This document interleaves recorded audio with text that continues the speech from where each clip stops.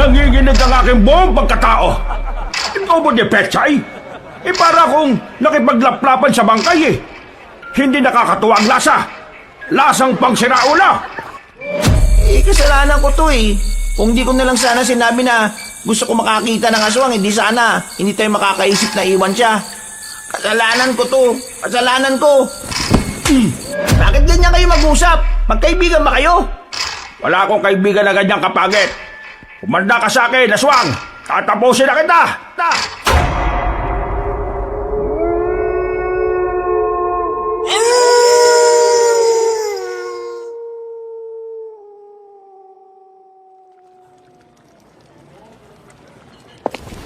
Bilisan mo naman magpakulo. Bayan, tagal-tagal. Matatapos na yung kabila, oh. Anong bilisan? Buwang ka ba? Ang hina ng apoy oh. Paano ko bibilisan? Bakit kasi di na lang tayo sa di kahoy na lutuan nagluto eh? Ang hina ng gasol na yan. At saka, bakit ba kayo nagmamadali? Hindi naman ito paunahan eh. Pasarapan to ng luto. Abot mo nga sa akin yung mga Ricardo. Ano to? Ricardo, ano ba yan? Adobong baboy, may pechay? Ewan ko ba dyan kay Bejer? Nag-iimbento na naman. Masyado ng gasgas mga adobong nakikita natin dito. Kaya ito, gumawa ako ng trademark natin. Adobong baboy de pechay. Sira ulo ang putik. Ano magiging lasa niyan? Lasang adobong nilaga na sinigang? Wala naman akong ilalagay na pampaasim eh. Pinagsasasabi mong sinigang. Akin na nga. Diyos kong bagal. Wala akong nagawa eh. Sabi niya susubukan niya raw na adobong may pechay eh. Ay naku, hayaan na nga natin yung siraulong yan. Hoy, kapag tayo nanalo, makikinabang din naman kayo eh. Kaya suportahan niyo na lang ako. Tayo? Mananalo sa ganyan? Ewan ko sa'yo. Nasa kalagitnaan ng isang kompetisyon ng pasarapan ng lutong adobo ang tatlong binata. Ang kompetisyon na ito ay tradisyonal sa kanilang lugar. Ginaganap ito taon-taon bilang parte ng pagdiriwang ng 7 araw na pista sa kanilang lugar. 5 beses nang sumali ang tatlong binata sa kompetisyon na yon pero ni minsan hindi sila nanalo. Masyado kasing magagaling ang matatandang nakakaharap nila sa pagluluto. Habang sila, paiba-iba ng lasa kada taon. Nang matapos na nila ang kanilang adobo, agad na tumungo ang tatlo sa bakuran ng barangay kung saan naroon ang mahabang lamesa. Nakalatag na rin doon ang ibang mga adobong luto ng mga kalaban nila. Paglapag pa lang nila ng kanilang dalang mangkok, nilapitan na sila ng matandang si Mang Ben. Isa itong kilalang kusinero sa bayan na siyang huhusga sa lahat ng kanilang luto. Ano ito? Bakit ako nakakakita ng pechay na tila umikit at bumabati sa akin? At ang sabi ng pechay eh, Mang Ben, kilalanin mo ako bilang bagong sangkap ng adobo. Ako ang pechay, ang gulay na nagbibigay kulay sa ating masalimuot na buhay. Naintindihan ko po kung naninibago kayo sa inihain namin. Pero saka nyo na po husgahan sana kapag natikman nyo na. Naninibago talaga kami kasi taon-taon may bago kang hinahalo sa adobo eh. Nung unang taon sa pagsali mo, nilagyan mo ng mangga ang adobo. Maintindihan ko pa kung pinya eh. Pero nagtaka ako, saan mo nakuha yung ideya ng mangga? Sa pangalawang taon, nilagyan mo yung adobo ng singkamas. Medyo ayos lang kasi hindi naman nakaka-apekto ang singkamas sa lasa ng adobo eh. Sa madaling salita, walang kwenta ang singkamas. Kaya bakit nilagay mo pa? Tapos sa pangatlong taon, salip na toyo ang ihalo mo sa adobo, dugo ng baboy ang hinalo mo, at nilagyan mo lang ng maraming asin. Kaya nang maluto na, nagbukas ang dinuguan na maalat. Tapos sa pang-4 na taon naman, nilagyan mo yung adobo ng kinadkad na nyog. Akala mo ba kahit nangingibabaw ang toyo hindi mo mapapansin ang tila makapal na hibla ng nyog na nagtatago sa mga karne? Hindi ako bulag, no? Nakita ko yon. At noong mga sandaling yun napayak na lang talaga ako Ang sabi ko, sa wakas, nakatikim na rin ako ng adobong buko salad. Sira ulo ka ba talaga? Nagsalad ka sa adobo? At sa pang-5 taon ng pagsali nyo, hindi ko ito makakalimutan. Buong buhay ko itong dadalhin. Alam mo ba kung bakit? Kasi hindi ako makapaniwala na may isang nilalang sa mundong ito na may kakayahan na haluan at gawing toyo ang alak. Gumawa ka ng adobong alak. Alam mo, sobrang sarap eh. Sobrang sarap mong sapakin. Dahil sa ginawa mo. Muntikan na akong malasing sa galit eh. Sa halip na toyo, pinagsabaw mo yung alak at dinaluan mo pa naman ng maraming asin? Anong klaseng utak meron ka? Tapos ngayon eto, pechay? Hampasin kaya kita ng pechay ni Aling Pureng. Ha? Napapakamot na lamang sa ulo si Bedger. Lahat naman kasi ng sinabi ni Mang Ben ay puro katotohanan lamang. Pinagtatawanan tuloy sila ng mga nasa barangay. Pati na rin ang matatandang kalaban nila sa paligsahan ng pagluluto. Pero walang pakialam si Bedger. Sa kanyang paniniwala, ang mga taong palaging sumusubok ng bago ay ang mga taong may malaking tsansa na magbago rin ang buhay. Dagdag niya pa, ang mga taong ayaw sa pagbabago ay ang mga taong takot harapin ang tunay na hamon ng buhay. Makalipas ang ilang sandali, natapos na rin ang lahat ng contestant sa pagluluto. Nakalatag na ang halos 10 mangkok sa mahabang lamesa. Si Bedger lang ang tanging lalaki at mas nakababata. Lahat ng kalaban niya ay mga senior citizen na. Matatandang tipong sa pagluluto na kumulubot ang muka. Yung mga tingin sa kanya ng mga kalaban niya, para siyang lalamunin ng buhay. Parang nang iinsulto, tila minamaliit ang luto niyang adobo. Pre, sigurado bang may palagtong adobo natin? Tingnan mo yung sa kanila oh. Yung adobo nila parang ihahain sa hari eh. Itong adobo natin, parang sa aso't pusa lang eh. At saka pre, tingnan mo oh. Unang tingin pa lang sarap ng tikman. Eh yung atin, parang ang sarap sapakin nung nagluto. Alam niyo kayo, para kayong mga timang no? Salip na suportahan niyo yung gawa natin, kayo pa mismo yung unang nanlalait eh. Eh kasi naman pre, bakit ba hindi ka nalang magluto ng pangkaraniwang adobo? Hindi naman yan experiment eh. Lagi ka nalang may pauso. Tingnan mo Bedger oh, tayo lang yung pinagtatawanan dito eh. Pabayaan mo sila. Ayaw lang kasi nila ng pagbabago. Eh ano naman kinalaman ng pagbabago rito? Ang pagbabago, dapat sinisimulan natin sa maliliit na bagay. Ang paraan ko ng pagbabago sinisimulan ko sa adobo. Pagbabago para sa tradisyon ng mga adobo. Gawing normal ang paglalagay ng mga bagong sangkap. Ewan ko sa'yo, sira ulo. Hindi nagtagal ay nagsimula ng tikman ni Mang Ben ang mga luto. Kada titikman ni Mang Ben ng ibang adobo, para itong mababaliw sa sarap. Naluluha pa sa sobrang saya. Namumula mukha nito sa sobrang kilig. Pero nang tumapat na ito sa adobo nila Bedger, biglang nawala ang ngiti nito. Sumeryoso ang buong paligid. Pabalik-balik ang tingin ni Mang Ben kay Bedger at sa adobong gawa ng binata. Hindi ko alam pero pakiramdam ko sisirain dito ang katinoan ko ngayong araw eh. Pero dahil isa akong tagasunod ng sining ng pagluluto, handa kong igalang anuman ang resulta ng niluto mo. Ang hiling ko lang, ito sana ay gabayan ng Panginoon. Ang iyong adobo ay maging modelo ng kabataan. Mang Ben, adobo lang yan. Hindi yan parte ng pagkatao ko o ng iba pa. Ang dami niyong drama eh. Tikman nyo na kaya nang malaman nyo na yung pakiramdam na makalimot ng pangalan sa sobrang sarap. Eh kapag hindi ito masarap, ikaw ang kakalimutan ko. Nang hawakan na ni Mang Ben ng kutsara, nagsimula ng kumabog ang dibdib ni Bedger. Si Ingo at Franco naman ay napapayuko na lamang dahil sa hiya. Nang sumandok na si Mang Ben ng adobo, tila bumagal ang paligid. At tila ang tanging naririnig ni Bedger nung mga sandaling yon ay walang iba kundi ang tibok ng kanyang puso. Pero sa kabila ng kaba na nararamdaman, nasasabik siya kung ano ang magiging reaksyon ng huradong si Mang Ben. Kampante siya na ang adobo niyang yon ay ang mangingibabaw sa lahat. Hindi siya maaaring magkamali. Yun na ang pinakamasarap na adobong ginawa niya.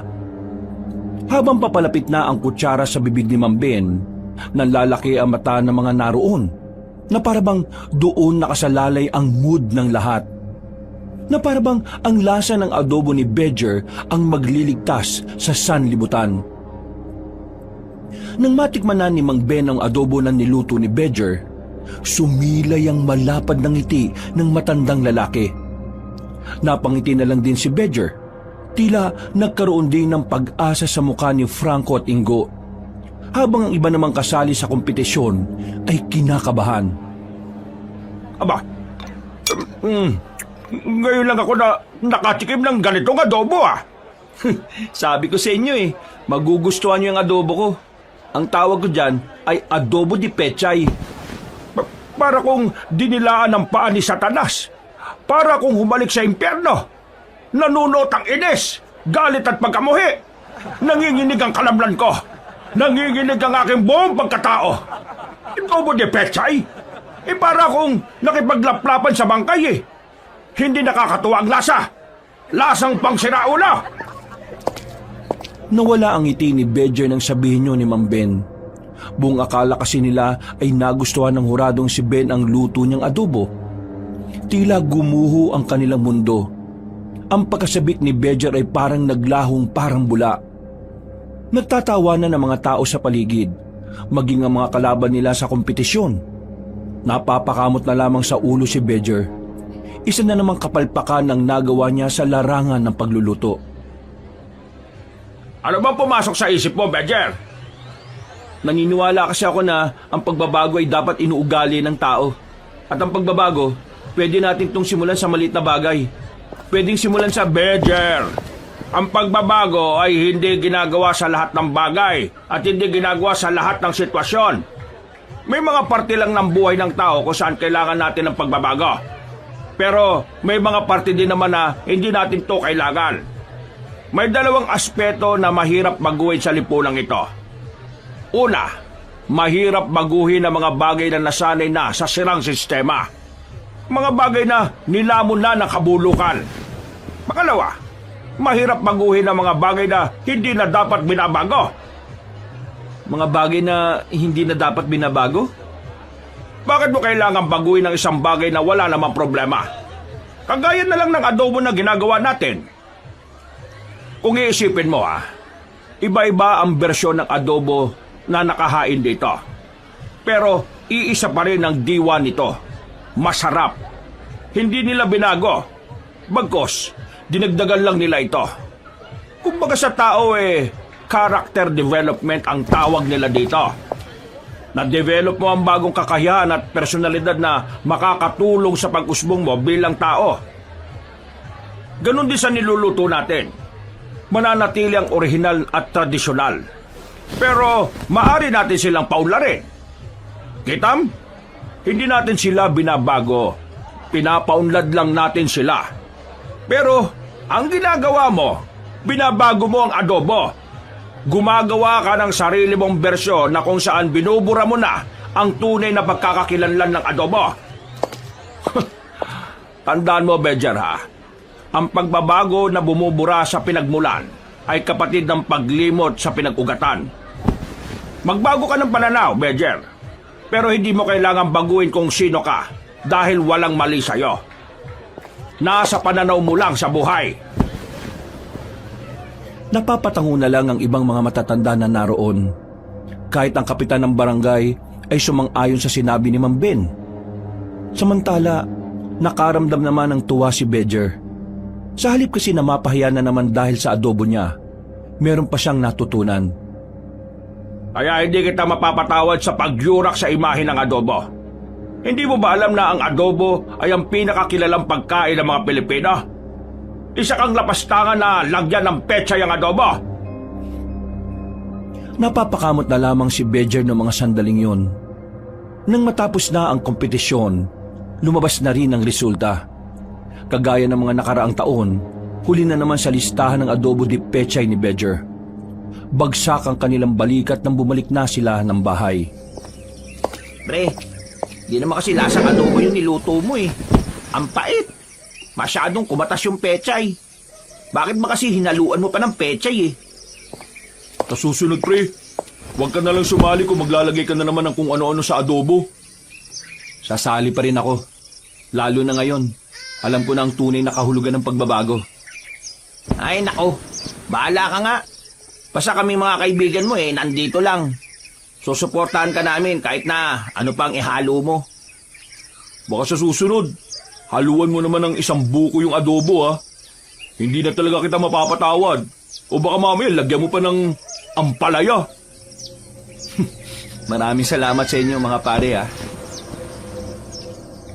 Ilang oras ang nakalipas, sumapit na rin ang kinagabihan. Habang nagpapatunaw ng kinain sa tapat ng kanilang bakuran, biglang dumating ang matandang si Ben. Nagkatinginan silang tatlo. Matagal naman na nilang kilala si Mang Ben. Kaibigan ito ng mga magulang nila. Kaya kahit na papaano, meron din silang pinagsamahan. Kaya nga lang, hindi naman sila close sa isa't isa. Ang tingin lang nila sa matandang lalaki ay kilalang manluluto sa kanilang baryo. Oh, Mang Ben, napadaan yata kayo. Bakit po? Hindi niyo ba ako papapasukin?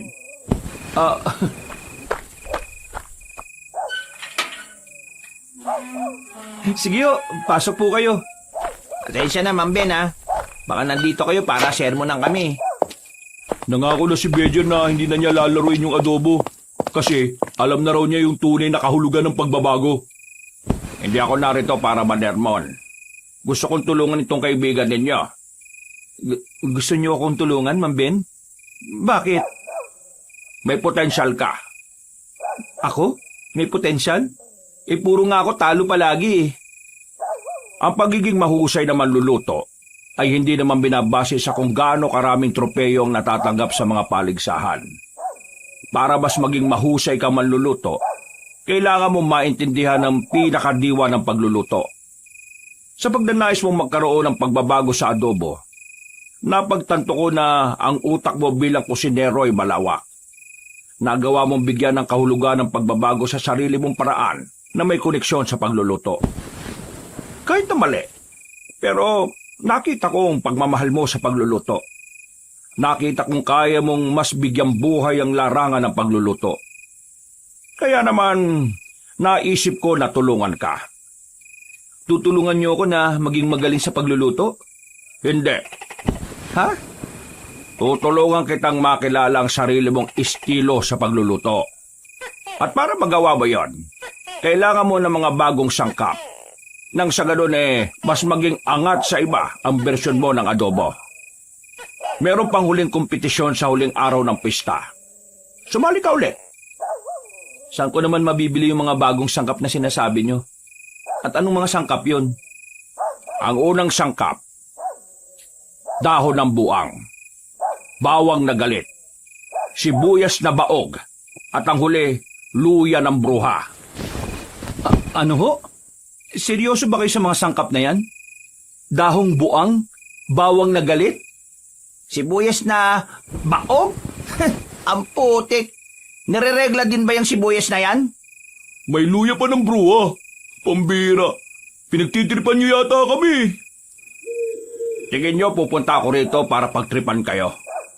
Hindi ako nagsasayang ng oras para sa katanad-taduhan.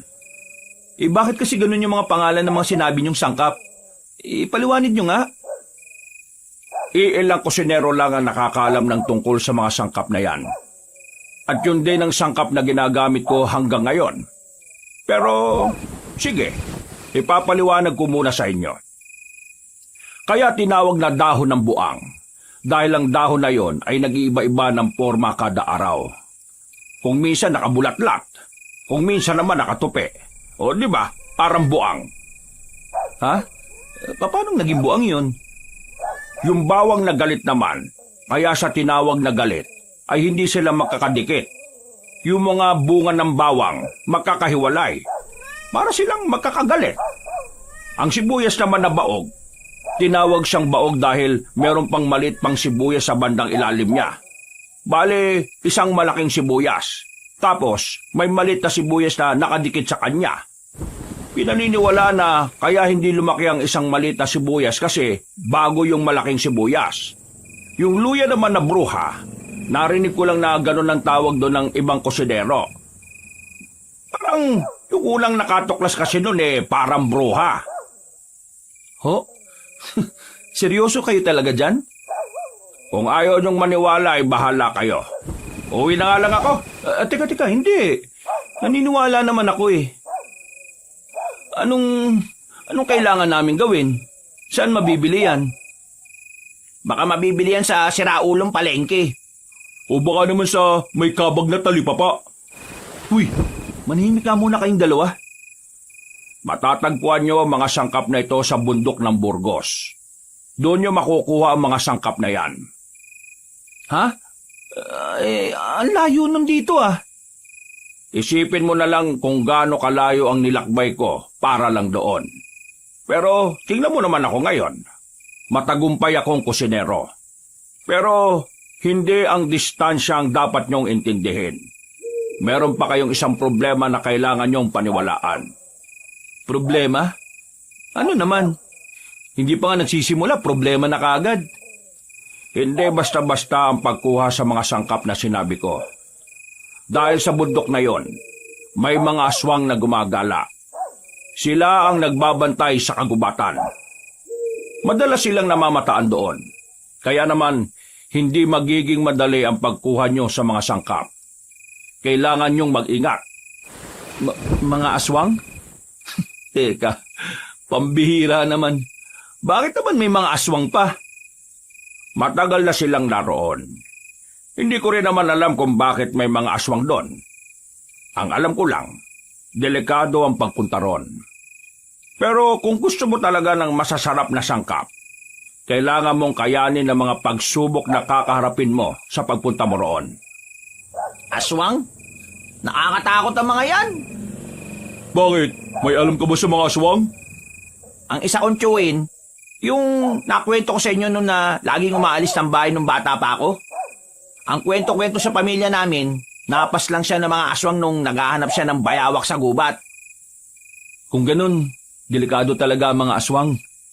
Paano naman natin matatalo yung mga yun?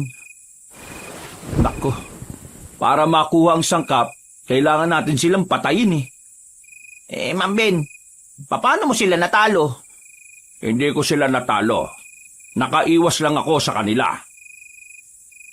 Maswerte ka pala dahil nakaiwas ka sa kanila. Pero, meron na bang namatay doon? Hindi naman sa tinatakot ko kayo Pero, oo, meron nang namatay ron. Hindi ko alam kung ilan. Basta meron na. Kung ganyan naman pala kadelikado yan, huwag na natin puntahan. Baka mamaya mamatay pa tayo riyan eh. Pababangis pa naman ang mga aswang na yan. Sige, ganito na lang. Ako na lang magpupunta na mag-isa. Mas delikado kung wala kang kasama, Bedger. Nababaliw ka na ba? Gusto mo bang mamatay ng maaga? Hindi ka pa nga nagkakasyota tapos mamamatay ka na. Gustong-gusto ko makabawi sa huling paligsahan ng pagluluto. At kung yun lang ang tanging paraan para manalo ko, gagawin ko. Si Ma'am Ben lang din naman yata ang hurado dun eh. Pakiusapan mo na lang. Hindi ako hurado doon. Isa pa, hindi ako napapakiusapan. Kapag pangit ang lasa ng niluto mo, pangit talaga. Pero pre, seryoso ka ba? Kung ang sinasabi nitong si Ma'am Ben na maraming ang aswang doon, di ibig sabihin, malabo mong makuha yun ng mag-isa ka lang. Malamang, mag-isa lang. Hindi nyo naman kasi sasamahan eh. Tinapik na lamang ni Ma'am Ben ang balikat ni Bedger. Ngumiti ito ng malapad sa binata. Ganon din naman si Bedger at saka tumango. Kahit na papaano, nakakaramdam siya ng tuwa sa kanyang kalooban dahil nagmamalasakit sa kanya ang matandang lalaki. Tutuloy ka ba talaga? Oo. Pangarap kong manalo sa kompetisyon, pre. Ayos lang sa akin kung hindi niyo ako sasamahan. Magdadala na lang siguro ako ng mga armas para sakaling may aswang nga makakalaban naman ako. Sige. Samahan na lang kita. Ha? Seryoso ka, Ingo? Sasama ka? Dalawa na kayo mamamatay niyan. 3 na tayong mamamatay kung sasama ka rin.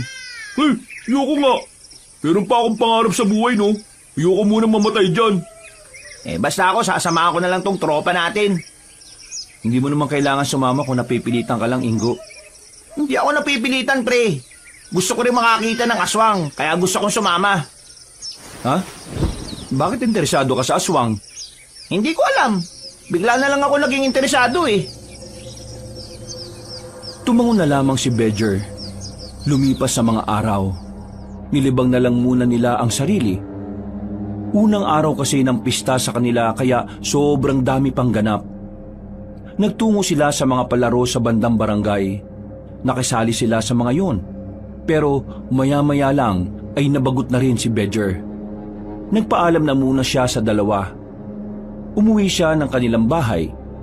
Pagpasok niya sa silid, kinuha agad niya ang larawan na nakadikit sa dingding. Naroon sa larawan na yon ng kanyang ama at ina. Napapangiti na lang siya. Hindi na kasi niya alam kung ano ang nangyayari sa mga yon. Nasa elementarya pa lang kasi siya nang umalis ang kanyang mga magulang. Ang kanyang ina ay nagpunta ng Maynila para magtrabaho. Pero kalaunan ay nagkaroon ng bagong pamilya. Ang kanyang ina naman ay nasa ibang bansa. Pero mula noon ay wala na rin siyang nabalitaan tungkol doon. Kahit si Mambe na matagal ng kaibigan ng mga magulang niya ay wala ring alam. Ilang pista na ang dumaan pero wala pa rin kayo. Hindi ko alam kung kailan ko kayo makakasama ulit. Pero maghihintay pa rin ako. Humiga na lamang siya. Hindi niya inakalang makakatulog siya nung hapon na yon. Paggising niya ay madilim na ang paligid. Bumangon siya. Binuksan niya ang bintana. Pagtanong niya sa labas, maingay pa rin ang paligid. Bawat bakuran ay may mga nagdiriwang. Paglabas niya pa lang ng bahay, tinawag na siya ni Franco. Medyo nakainom na ang binata, pero hindi pa naman ito lasing na lasing. Pre! Oh, walang nga. Lasing ka na yata eh. Hindi ako lasing. Singgo ang lasing. Oy, bakit? Nasaan ba Singgo? Tulog na? Sabi ng mga kainuman namin kanina, pupunta raw ng gubat. Akala ng mga kainuman namin, nagbibiro lang Singgo eh. Eh ano naman ang gagawin niya sa gubat? Maghahanap daw ng aswang. Ano? Sira ulo. Hindi naman aswang ang inaalala ko, pre. Ang inaalala ko, baka naman matuklaw ng ahas sa gubat yon. O baka mabagok. Lasing na yun, pre. Gegewang-gewang na maglakad. Kung ano-ano na nga rin na sinasabi. Crush niya raw si Aling Pepang. Sira ulo talaga. Ituro mo nga sa akin saan siya dumaan. Tara, Hindi ko nga alam. libutin na lang natin. Kahit nakagigising pa lang, hinanap na agad nila ang kanilang kaibigan. Pinagtatatanong nila ang mga nakakasalubong na nakakakilala kay Ingo. Pero ang sabi lang ng mga yon ay dumiretso. Ilang minuto pa ang nakalipas, nakarating na rin sila sa gubat. Sigaw sila ng sigaw ng pangalan ni Ingo pero wala namang tumutugon sa kanila. Habang tumatagal, papalayo na sila ng papalayo sa kanilang baryo. Kaya naman naisipan na rin nilang tumigil na. Hindi na nila kasi alam kung saan na patungo ang direksyon na tinatahak nila. Mabuti pa bumalik na lang tayo. Paano si Ingo? Kung gegewang-gewang na siyang maglakad, baka nandyan lang yan. Hindi na yun aabot dito sa gubat.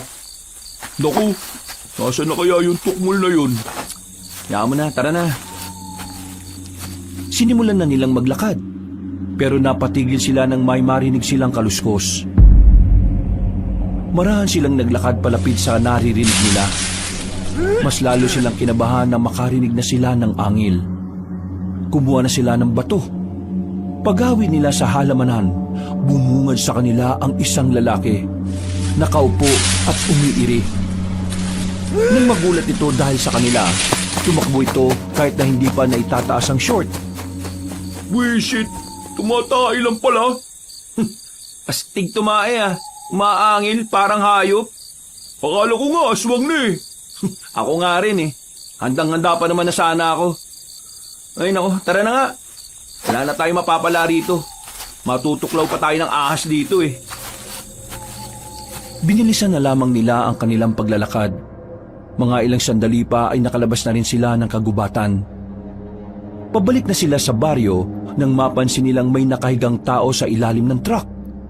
Nang tingnan nila kung sino yon, nakilala nilang si Ingo ang naroon. Hinilan nila ang lalaki. Patawa-tawa pa yun nang alalayan na nila itong maglakad. Oh, Aling Pepang, ikaw ang natatanging nilalang. Ang puso ko'y iyong binihag. Nang panahin mo ako'y hindi nakailag. Oh, Aling Pepang, meron ka pa balang asim? Kaya ang puso kong ito ay gusto kang mapa sa akin. Uy, tarantadong pinagsasabi mo. Ganyan nga yan eh. Nung nakaraan si Aling Puring yung binabanggit niya. Ngayon naman si Aling Pepang. Dali na nga lang natin to sa bahay. Doon din muna kayo matulog. Ha? Oo, sige. Napapailing na lamang si Bedger ng mga sandaling yon. Pagdating nila sa bahay ay agad na pinahiga ni Bedger ang lalaki sa kanyang katre. Tulog namang kagad si Ingo. May problema ba yan? Bakit nagiinom to ng marami? Ewan ko dyan. Mukhang buang na yan. Bukas pag nauna kang magising, magluto ka na lang ng sabaw ha. Oo, sige. Bumalik na lamang sa tulog si Bedger. Paghiga niya ay bumalik na naman sa isipan niya ang tungkol sa mga sangkap na kailangan niyang kunin. Pero kapag naiisip niya yon, naalala niya rin ang panganib na maaaring mangyari sa kanya. Aminadong kinakabahan din siya sa magiging lakad nila ni Ingo. Kinabukasan ay maagang nagising ang tatlo. Tutal ay wala naman silang gagawin. Nagluto na lamang sila ng mga order sa kanila. Ang pagluluto na rin kasi talaga ang naging hanap buhay ng tatlo. 4 na putahe ang pinaluto sa kanila para sa paghanda sa pista. Mga bandang tanghali lang ay natapos na rin sila. Ang sakit talaga sa tenga ng tambol na yun. Tumigil pa dito ng matagal. Hindi pa aalis kung hindi tayo nag-abot. Ano ka ba? Buti nga may ganun eh. Kahit papaano masaya ang pista natin kasi maingay. Palibasa kasi mga pinakikinggan mo puro kabalbalan lang eh. Ang tawag dyan, drum and lyre. Puro kabalbala ng putik. Ikaw nga kapag nalalasing ka, puro senior citizen ang target mo eh. Ha? Pinagsasabi mo? Pinagsasabi ko, kagabi, tumutula ka pa tungkol kay Aling Pepang. May nalalaman ka pang ano? Ano ba yun, pre? Ganito sinabi niya oh. O Aling Pepang, meron ka pa palang asim. Kaya ang puso kong ito'y gusto kang mapa sa akin. Ganyan na ganyan ang sinabi mo, Ingo. Ha? Tarantado. Hindi ko sinabi yan, oh. Sinabi mo yan. Saksi ang Diyos. Kakaiba ka kapag nalalasing eh. Siguro sa susunod na makainom ka, si Aling Bebang naman ang punterya mo. Headline, binatang lango sa alak. Sa mga matatanda, may kakaibang balak. Tumingil ka nga. Baka may makarinig pa sa'yo eh. Nagtawanan na lamang sila ng mga sandaling yon. Matapos mailigpit ang mga ginamit nila, lumabas na sila ng bahay. Pupunta sila sa peryahan para kahit papaano ay makapaglibang-libang. Pagdating nila roon, nakita nila si Ma'am Ben na naghahagis ng barya sa isang laro na may bahid ng sugal. Maglalaro din ba kaya? Paano po ba laruin yan? Etong barya, ihahagis mo doon. Kailangan mapasok mo doon sa butas. Dapat walang sayad ha. Kapag nanalo ka, itong 5 mo magiging 100. Ano, gusto nyo bang subukan? Parang kalokohan naman yan eh. Paano may papasok doon eh? Ang liit-liit naman ng butas. 5 piso lang naman eh. Tsaka libangan lang to. Kapag natapos na ang pista di wala na ito.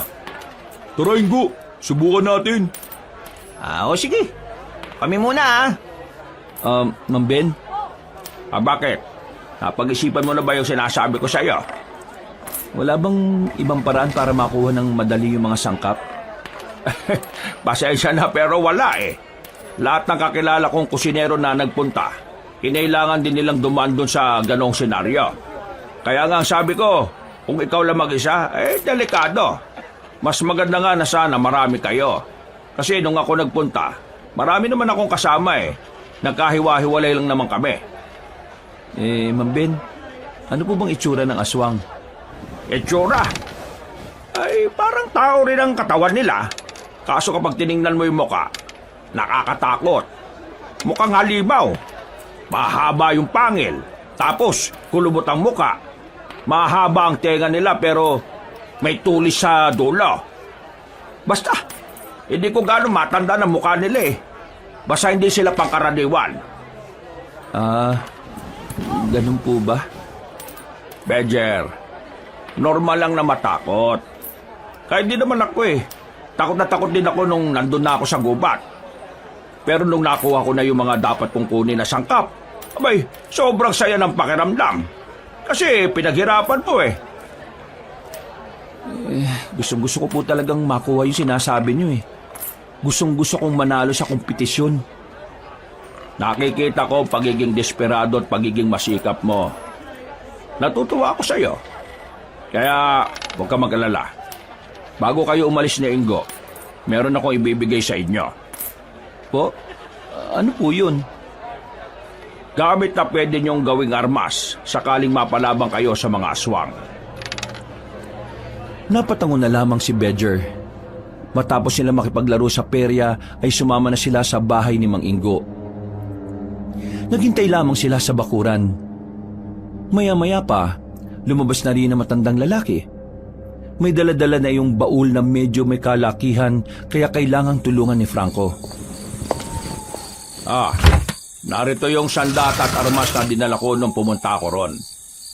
Hindi ko naman talaga sila nagamit eh, pero baka kailanganin nyo. Buksan mo, Badger. Aba, mga itak ito ah. Tapos, isang revolver. Ano itong mga kwintas na to? Sabi ng pinagbilang ko, pangontra daw yan. Pero hindi naman yata effective yan eh. Dalhin mo na rin. Malay nyo, effective pala. Pre, ako na lang gagamit itong revolver. Bakit marunong ka ba niyan? Oo, may baril si Papa dati eh. Wala nga lang bala. O sige, ayoko rin namang humawak niyan eh. Dito na lang ako sa itak. Ma'am Ben, ano itong isang to? Bakit ang liit? Punya lang tawag nila dyan. Ang sabi naman ng isa kong nabilhan yan, mabisa raw yung ginagamit sa mga aswang nung araw. Ewan ko kung totoo ha. Di ko naman kasi nagamit kaya hindi ko rin alam eh. Kung sa bagay. Pero maraming salamat dito, Mang Badger ha. Malaking tulong talaga tong ginagawa nyo.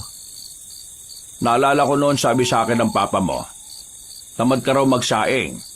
Ang sabi ko sa kanya, balang araw matututo kang magluto ng masarap na ulam. At hindi ka ako nagkamali. Kaya mula nung malaman kong nagluluto ka na nga, nakita na kita ng potensyal eh. Pero nabubwisit lang ako sa iyo kasi kung ano-ano nga ginagawa mo sa niluluto mo.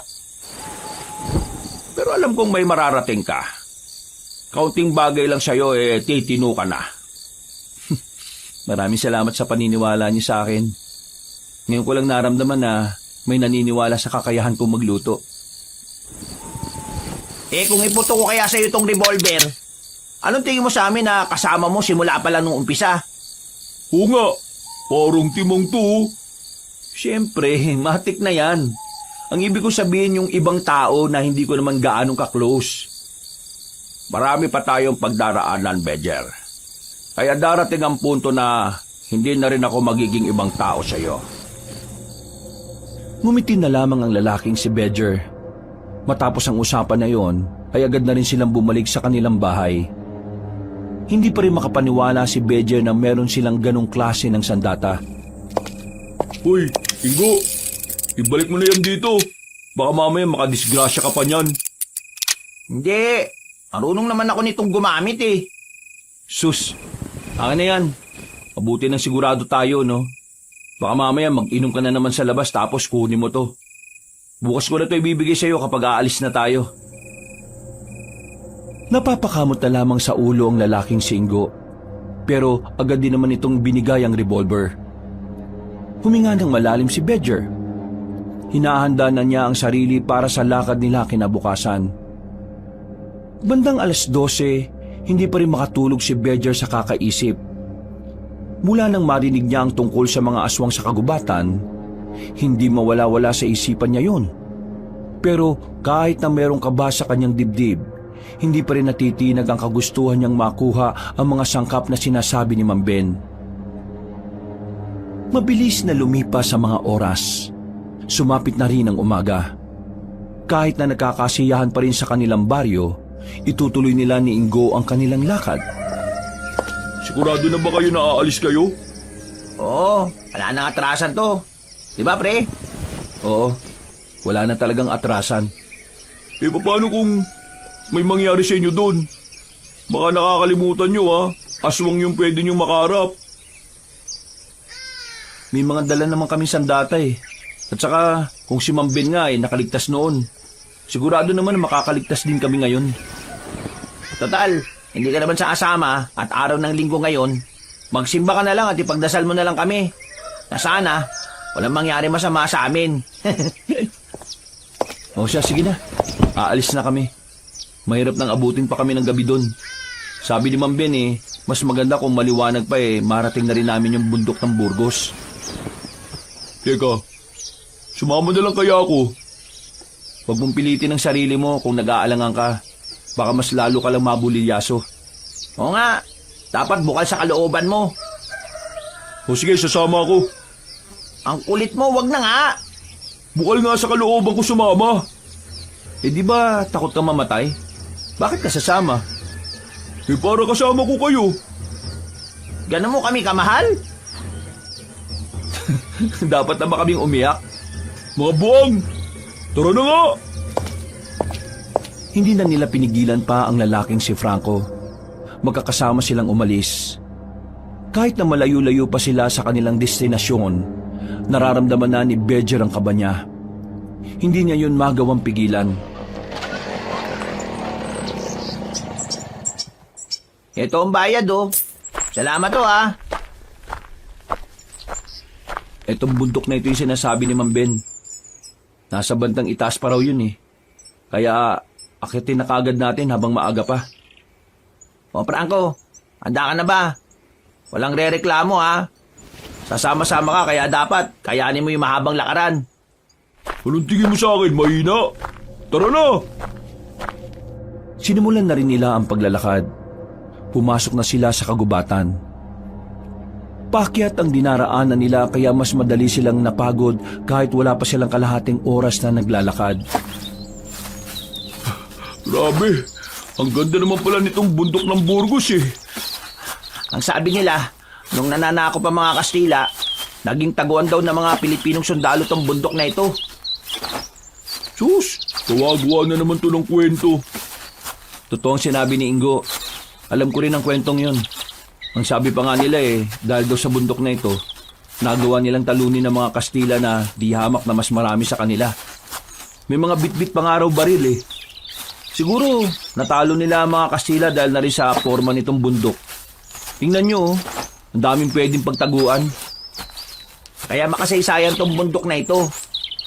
Kaya nga nagulat ako sa sinabi ni Mang Ben na may mga aswang na gumagala rito Tingnan nyo mga pre parang ang peaceful naman dito Huwag kang makampante. Minsan kung ano yung tahimik yung pala yung delikado. Mismo, nakakabigay nga katahimikan Nang may marinig silang mga kaluskos sa taas ng puno ng sampalok, ay napatigil sila sa kanilang paglalakad. Nakakatingin na ng tatlong magkakaibigan. Inilabas na ni Ingo ang revolver, habang dinukot naman na ni Bedger ang punyal sa tagiliran niya. Ano kaya yun? Alerto kayo May aswang na ba kapag maliwanag? Hindi naman sila napapaso sa sinag ng araw Kaya oo, meron. Marahan silang lumapit sa puno ng sampalok. Pagtingala nila, nagulat sila nang makita nila ang isang unggoy na naroon. Tumalon yun pababa. Nakatayo ang unggoy sa harapan nila na parabang naiintindihan kung ano ang ginagawa nila. Pero laking gulat nila nang may damputin ng unggoy. Patawa-tawa pa sila pero bigla na lamang silang binato ng sanga. Tinamaan si Franco sa muka. Nakailag naman si Ingo at Bedger. Pagkatapos mamato ng unggoy, ay agad na rin yung tumakbo paalis. Aray! Visit na unggoy yun ah! Habulin ko yun! Uy! Paawat ka! Unggoy lang yun eh. Mas masahol ka pa sa unggoy kapag pumatol ka sa unggoy. Di mo ba nakita ginawa sa akin? Binato niya ako eh. Franco, kalma. Ikaw yung mas may isip sa inyong dalawa. Papatulan mo pa ba yung unggoy? Yung sakit kaya! Hindi na lamang nila pinansin ang unggoy na yon at nagpatuloy na rin sila sa kanilang paglalakad. Makalipas ang halos isang oras, nasa pusod na rin sila ng bundok ng Burgos. Noong mga oras na yon ay nakakita na sila ng mga halaman na kakaibang itsura. Mga halaman na hindi pa nila nakikita sa buong buhay nila. Tingnan niyo tong siyang to, oh. Kakaibang halaman. Hula ako pangalan nito. O sige, ano? Pinamulang libag.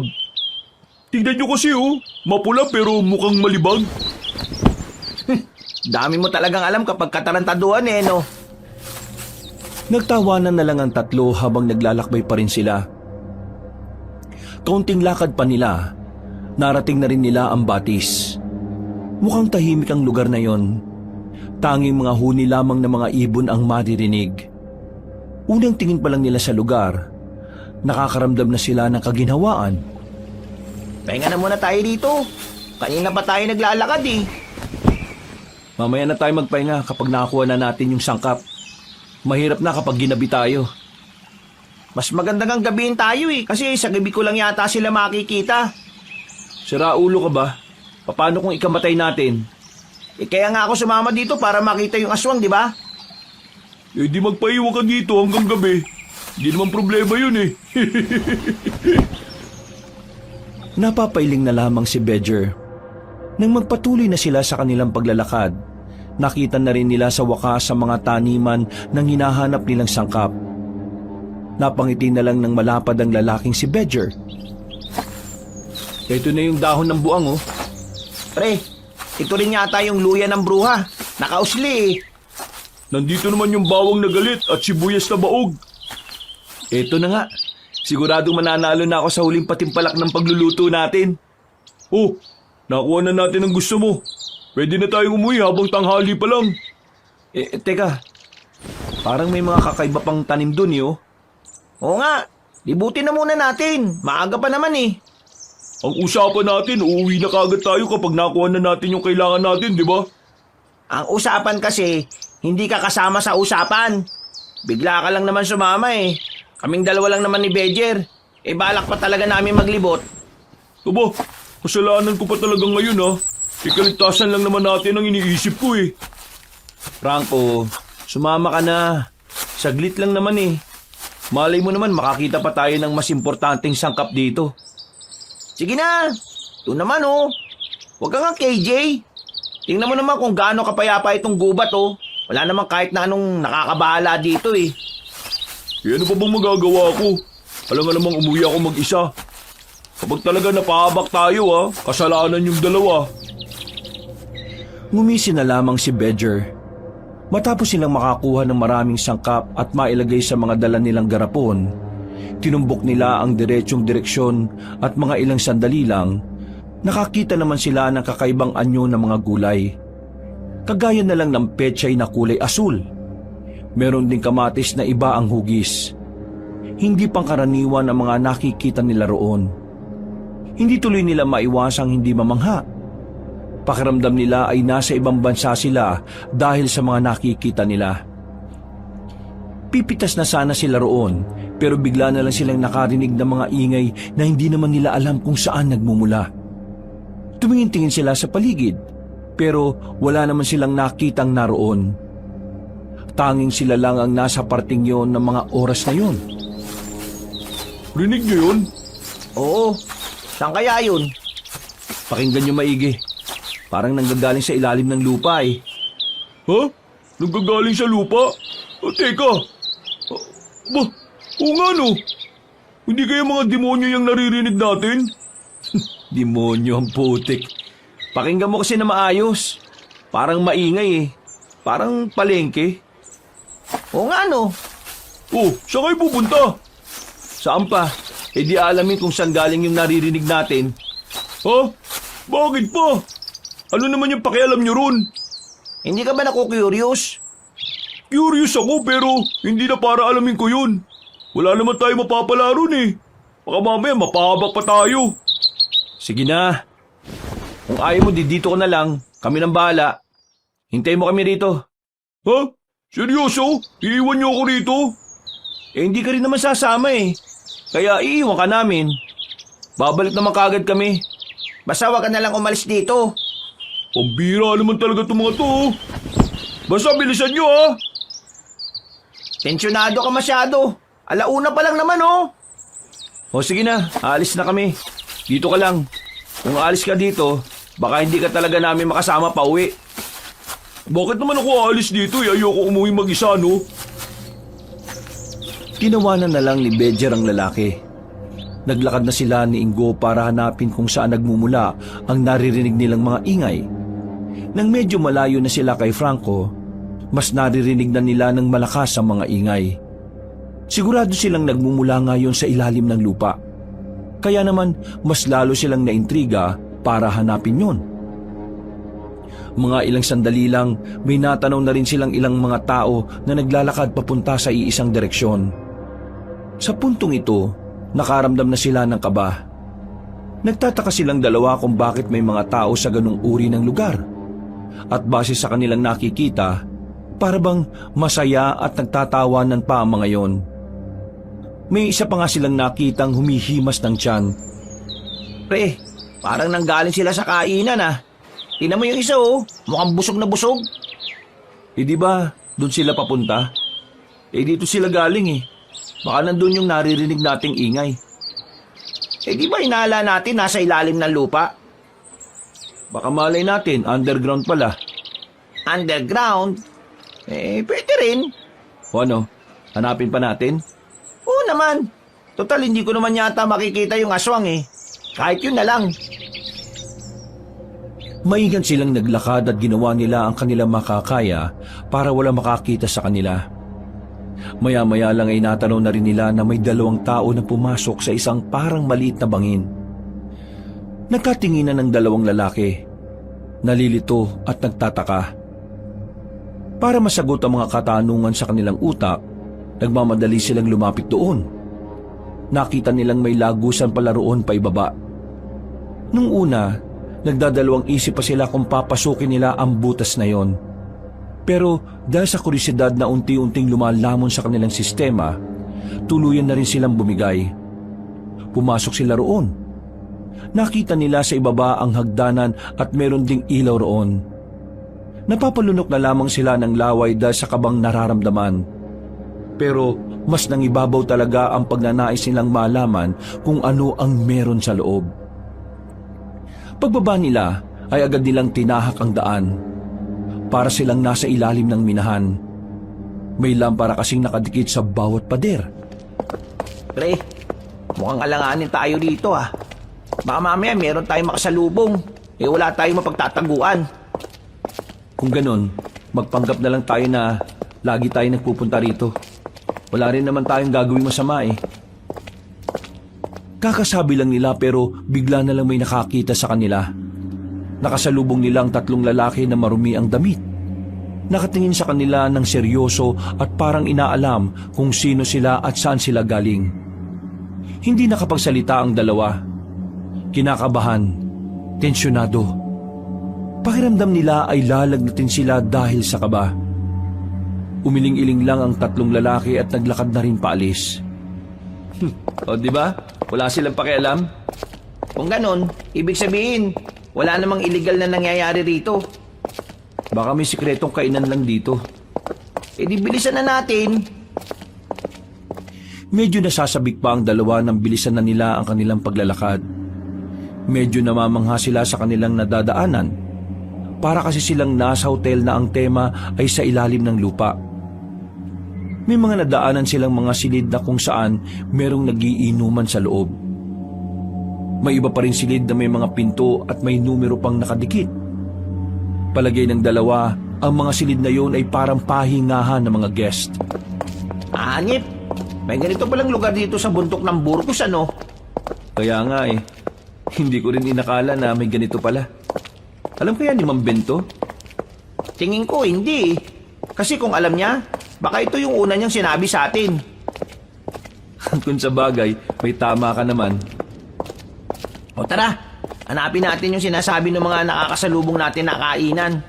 Mukhang masarap dun eh. Oo, nagugutom na rin ako eh. May dala naman akong pera dito. Parang mga batang nasasabik ang dalawa. Wala silang pakialam sa lugar na kinalalagyan nila.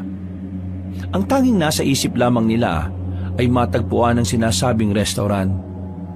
Base kasi sa mga naririnig nilang usap-usapan doon, wala raw katulad ang mga pagkain doon. Isa pa, kaya gustong makarating ni Bejer doon ay dahil gusto niyang makausap ang nagluluto roon. Gusto niyang makakuha ng mga bagong taktika sa pagluluto. Hindi nagtagal, nakita na rin nila ang kainan. Maraming tao sa loob.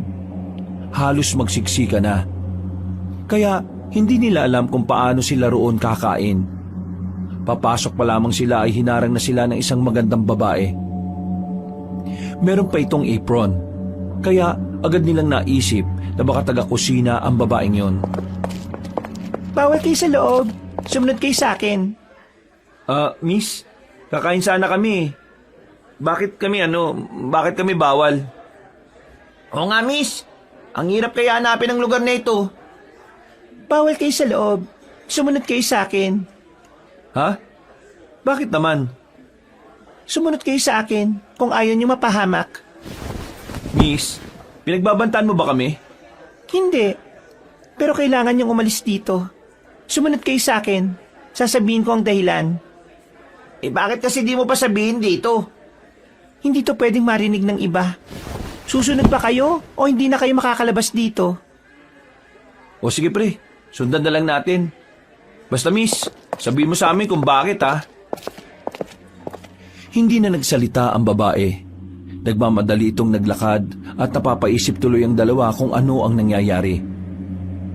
Dinala sila ng babae sa isang silid na tanging trapal lang ang nagsisilbing takip sa pintuan. Pasilip-silip pa ang babae sa labas. Hindi kayo dapat nandito. Hindi nyo alam kung anong pinasukan nyo. Magpapakamatay na ba kayo? Ha? Hindi ah. Kaya lang naman kami narito kasi narinig namin yung ingay mula rito hanggang sa taas. Kaya ayun. Tapos nalaman namin na meron pala masarap na kainan dito. Miss, sino ka ba? Bakit mo ba kami pinagbabawalan? Hindi na mahalaga kung sino ako. Ang mahalaga umalis na kayo dito. Bakit nga? Ano bang problema? Mukha ba kaming magnanakaw? Mukha ba kaming kampo ng kadiliman? Kakain lang kami, may pambayad naman kami. Dahil ang lugar na ito ay hindi para sa mga tao. Para ito sa mga aswang. Ang lahat ng nakikita nyo kanina ay mga aswang. Mga aswang ang kumakain sa restaurant na nandito sa ilalim ng lupang ito. At kung hindi kayo aalis dito, malalaman at malalaman nila na tao kayo. Ha? Anong aswang pinagsasasabi mo, miss? Nakakasalubong nga lang namin yung mga tao rito eh. Hindi naman nila kami pinapansin. Oo nga. Kung aswang sila di dapat alam kagad nila na tao kami. Dapat kakainin na nila kagad kami. Tingnan mo nga nakarating pa kami rito at nasa harapan mo pa. Ang mga aswang dito ay walang mga pang-amoy. Kaya hindi talaga nila malalaman na tao kayo sa isang tingin lang. Pero mamaya, kapag nagtagal pa kayo rito, madali na lang nila matutukoy kung ano kayo. Hindi kayo pwedeng magtagal sa paningin nila dahil malalaman nila ang mga palatandaan ng isang tao. Teka. Sige, sabihin na nga natin ng mga aswang ang narito. Di aswang ka rin. Hindi ako aswang. Hindi nga. Kasasabi mo lang na mga aswang ang mga nandito eh. Mahabang kwento. Basta, maniwala na lang kayo. Hindi ako aswang. Sila ang mga aswang. Lahat na nandito maliban sa akin at sa dalawa ko pang mga kasama sa restaurant. Hindi kami mga aswang. Sinasabi mo ba na pinaglulutuan nyo lang yung mga aswang? Mismo. Bakit nyo naman gagawin yon? Ang dami niyo pang tanong. Bakit ba hindi nila kayo maniwala? Paano naman kasi kami maniniwala sa'yo? Ngayon ka lang naman namin nakita. Bigyan mo nga kami ng katibayan para maniwala kami sa mga sinasabi mo. Ay nako, sakit naman ninyo sa ulo. Kayo na nga itong nililigtas sa tiyak na kapamakan. Kayo pa itong matigas ang ulo. Bibigyan mo lang naman kami ng patunay eh. Kung wala kami bibigay na patunay, isa lang ang ibig sabihin nun. Hindi ka namin dapat paniwalaan. O sige, sumunod kayo sa akin. Sunod na naman?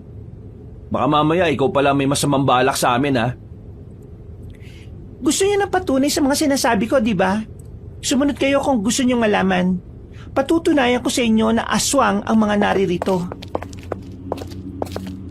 Nagkatinginan ng magkaibigan. Wala silang tiwala sa babae. Pero para magkaroon na rin ng katahimikan ng kanilang utak, papatusin nila ang sinasabi sa kanila. Sinundan na naman nila ang babae. Lumabas sila sa silid na yon at nagtungo sa panibagong silid. Pero sa pagkakataong ito, mas malaki ang silid na naroon. At pagpasok pa lang nila, umaalingasaw na ang amoy. Meron silang naaamoy na talaga namang nakakapagpasakit ng kanilang ilong at ulo. Walang ya. Bakit ganito amoy rito? Parang mundo ng utot to ah. Miss, ano ba itong mga pinasukan natin? At saka, ano yung mga nakatakip? Yung mga nakatakip na yan ang nagpapatunay na totoo mga sinasabi ko. Lumapit ang babae roon. Pagtanggal ng babae ng malaking tela na nagtatakip sa mga malalaking garapon, nanlaki ang mga mata ng dalawang lalaki sa kanilang nakita. Tagaktak ang kanilang pawis dahil sa kaba. Hindi nila malaman kung ano ang kanilang mararamdaman. Hindi sila makapagsalita habang nakatingin sa mga garapon na naglalaman ng iba't ibang parte ng katawan ng tao. Teka, ano yan? Tama ba nakikita namin? Miss, seryoso to? Parang ano yan ah? Parang... Oo, katawan yan ng mga tao. Yang mga yan ay galing sa mga patay at buhay na tao. Ha? Ang mga aswang ay kumukuha ng mga patay na tao sa morgue para kunin ang mga laman loob at karne. Pero may ibang aswang na kumukuha ng buhay na tao at buhay din nilang kinakatay. Pagkatapos, dadali nila sa amin para iluto. Sinaulo ka rin naman pala talaga eh. Kung alam mo naman palang karne o katawan ng tao yun, bakit nyo pa niluluto? Aswang ka rin siguro ano? Sinabi ko na kanina, hindi ako aswang. At malabong maging aswang ako dahil isa akong... Lumayo ka sa amin! Siguro sinasabi mo lang ang mga to para makain mo kami, no? Kung ako magiging aswang, hindi ko kayo kakainin. Wala akong mapapala sa inyo. Mukhang hindi gumagana ang utak nyo eh. Ay, wag mo kaming ginaganyan ha. Aswang ka no? Anong gagawin mo sa amin? Ilalagay mo rin ba kami sa malalaking garapon na yan? Hindi nga ako aswang. Isa lang akong tao. Ano bang mahirap intindihin sa bagay na yon? Nandito ako para tulungan kayong makaalis dito. Kasi kung hindi kayo aalis dito, baka dito na kayo mamatay. Magiging kagaya kayo ng mga tao na ginagawa lang putahe ng mga aswang. Sagutin mo tanong namin. Kung alam niyong karne at katawan ng taong niluluto nyo, bakit nyo pa rin niluluto? Bakit pinagsisilbihan nyo ang mga aswang? Kung totoong tao ka lang, bakit hindi nila kayo ginagalaw o kinakain? Ano, sumagot ka! Dahil wala kaming magawa kundi sundin sila. Isang matandang babae naman ang bigla na lang lumabas mula sa gilid. Maputi na ang buhok nito. May edad na pero kahit papaano ay halata na rin naman ang pagiging malakas nito. Lumapit ito sa kanila nang may seryosong tingin. Napapikit na naman si Ingo kay Bedger. Sino naman siya? Siya si Aling Demetria. Kasamahan ko siya sa kusina. Tatlo kami. Yung isa wala rito, nagluluto. Siya ang tumatayong pinuno sa aming tatlo. Hindi kami aswang. Kami ay mga pangkaraniwang tao lang. Mga albularya na binihag ng mga aswang para magsilbi sa kanila. Oo, nagsisilbi kami sa kanila bilang tagaluto nila. Hindi dahil gusto namin, kundi dahil wala na kaming magagawa kundi sumunod. Sapagkat hawak nila ang pamilya namin. Kung hindi namin sila pagsisilbihan, papaslangin nila ang pamilya namin. 2 taon na kaming narito. Hindi kami makaalis. Dahil kapag ginawa namin yon, Hindi lang kami mapapahamak. Pinili namin na dito na lang kami para kahit papaano, payapa ang buhay ng pamilya namin. Kahit bantay sarado sila ng mga aswang. Hindi talaga kayo mga aswang? Totoo ba? Tingin mo kung aswang kami, gugustuhin pa namin kayo makatakas? Malay ba namin? Ang sabi kasi nila, mapanlin lang ang mga aswang. Mali ko ba kung mga aswang kayo tapos niloloko nyo lang kami? Kailangan nyo nang umalis dito. Tutulungan namin kayo. Paano naman kami makakatulong sa inyo? Baka nga sarili namin hindi namin mailabas dito tapos tutulungan pa namin kayo. Kapag nakalabas kayo, hanapin nyo si Bentong. Siya ang makakatulong sa pamilya namin para makatakas sa poder ng mga aswang. At kapag nangyari yon, kami nang bahala rito kung paano kami tatakas. Kailangan lang naming malaman kung nasa ligtas na ba ang pamilya namin o hindi. Pambihira naman. Sino naman yung Bentong na yun? Magaling siyang magluto. Malapit lang din siya sa mga baryo-baryong makakadikit. Basta, kasing idaran siya. Isa rin siyang albularyo. Kailangan niyo siyang mahanap. Kung hindi, baka mawalan na rin kami ng pagkakataon na tapusin ang kasamaan nitong mga aswang na ito. Bakit? Ano naman ang magagawa nyo para talunin sila? Kagaya nga ng sinabi ko, albularyo kaming tatlo. May mga kakayahan kami makagawa ng mga ritual na siyang magiging sandata namin para pahinain ang puwersa ng mga aswang. Kaya nga umalis na kayo habang hindi pa nila kayo naaamoy. Samantalahin ninyo ang pagkakataon na hindi gumagana ang pang-amoy nila. Sige na, umalis na kayo. Paano nga kami lalabas? Kung papaano kayo pumasok dito ay ganun lang. Kumilos lang kayo ng normal. Hindi naman nila agad malalaman na tao kayo. Huwag lang kayo magpapalata.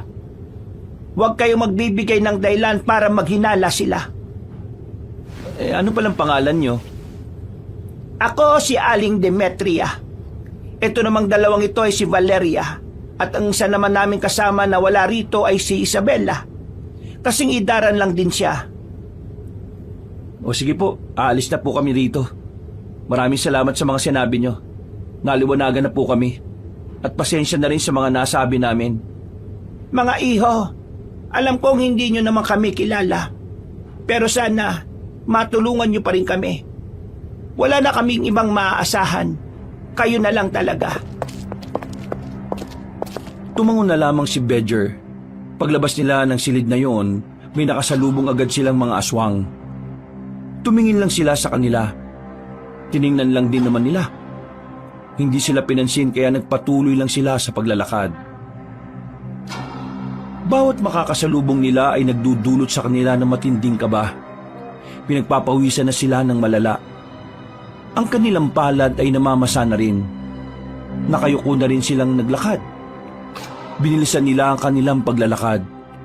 Pero nang makarating na sila sa lagusan na dinaraanan nila, nanlumo sila na makitang nakasarado na yon. Nanlambot ang dalawa. Hindi nila alam ang kanilang gagawin ng mga sandaling yon. Nang makita nilang may mga paparating, naganap sila ng kanilang matatagpuan. Nakapagtago sila sa isang silid na pinagtatambakan ng mga sirasirang silya at lamesa. Huminga sila ng malalim. Pilit nilang ikinakalma ang kanilang sarili. Pre, anong gagawin natin? Hindi pwede magtagal dito. Narinig mo naman yung sinabi nila Aling Demetria kanina, di ba? Oo, narinig ko. Hindi naman ako bingi. Kumalma ka nga. Basta alokong hindi makapag-isip ng paraan kung ganyan ka eh. Sige nga, saan tayo dadaan? Pwede ba manahimik ka na nga muna? Mas lalo tayong hindi makakalis dito kung hindi ka kakalme. Hahanap tayo ng ibang daan paalis. Dapat pala nagtanong na tayo ron kanina sa dalawa. O ganito ang gagawin natin, Ingo. Makinig ka. Kapag hindi ka nakinig, mabubililyaso talaga tayo. Lalabas tayo na parang walang nangyari. Normal lang ang lahat. Kikilos tayo ng gaya kanina. Hindi tayo pwede magmukhang kabado. Hindi tayo pwede maging kahina-hinala. Naintindihan mo? Oo, naiintindihan ko. Kailangang isipin nila na aswang din tayo. Gagala tayo sa lugar na ito. Hahanap tayo ng daan para makakyat na tayo ulit. Tumango-tango lamang si Ingo. Humugot na muna siya ng malalim na paghinga. Paglabas nila ay kaswal lang silang naglakad. Binabati-bati pa nila ang lahat ng makakasalubong. Nagiging epektibo naman ang mga yon dahil napapangiti pa ang mga aswang sa kanila. Nung mga oras na yon, bungakala nila ay magiging maayos na ang lahat. Pero isang pangyayari ang sumubok sa kanilang katatagan. Meron silang nakasalubong na aswang na lasing. Meron yung dalang bote at baso. Tumigil yon sa harapan nila. May mga kasama pa ito kaya hindi agad sila makadaan. Mukhang bago kayo dito ah. Sino kayo? Anong pangalan niya? Total bago kayo dito. Inumin niyo tong alak na ito. Ito ay bagong timpla lang sa kabilang tribo. Pinagalong ubas at dugo ng taong buntis. Nang marinig nilang dalawa ang sinabi ng lalaki, umarangkada na naman ang kanilang kaba. Batid nila kapag tinanggihan nila yon ay maaring magduda yun sa kanila. Tiningnan nila ang mga kasama ng lalaki. Masama ang tingin sa kanila ng mga yon. Kaya naman, kahit na alam nilang hindi nila kakayanin uminom ng dugo ng tao, ginawa nila yon dahil kailangan. Kinuha nila ang baso at uminom sila. Tigkalahating baso sila pero pinilit nilang inumin. Umalis sa mga aswang na patawa-tawa pa. Nang masigurong wala na mga yon, pumasok sila sa isang bakanting silid at doon isinuka ang kanilang ininom. Hindi nila masikmura na uminom sila ng dugo ng tao. Kung pwede nga lang nilang dukutin palabas ang ininom, ay gagawin nila. Pulang-pula ang mukha ng dalawa dahil doon. Pero kahit na ganon, malaki na rin ang pasasalamat nila dahil nagawa nilang lampasan yon. Pre, pakiramdam ko kapag tumagal pa tayo rito, magiging aswang na rin tayo eh. Kaya nga kailangan na natin makalabas dito. Hindi rin tayo pwedeng abutin ng gabi rito. Eh kung balikan na natin sila Aling Demetria, baka matulungan nila tayo makatakas dito. Yun nga din ang naiisip ko eh. Tara na! Nang mahimasmasan na ang dalawa, hinanap na nila ulit ang tinatawag na restaurant ng mga aswang. Hindi nagtagal ay nakita na rin naman nila yon. Kita nilang abala sila Valeria sa kakaluto sa loob ng kusina. Sumimpli lang sila ng lapit doon. Agad din naman silang nilapitan ni Valeria. Ano ginagawa niyo dito? Di ba ang sabi namin umalis na kayo? Paano kami makakalis dito sa lugar na ito? Inakasarado na yung dinaanan namin kanina. Valeria, kami na muna ni Isabel ang bahala rito sa kusina.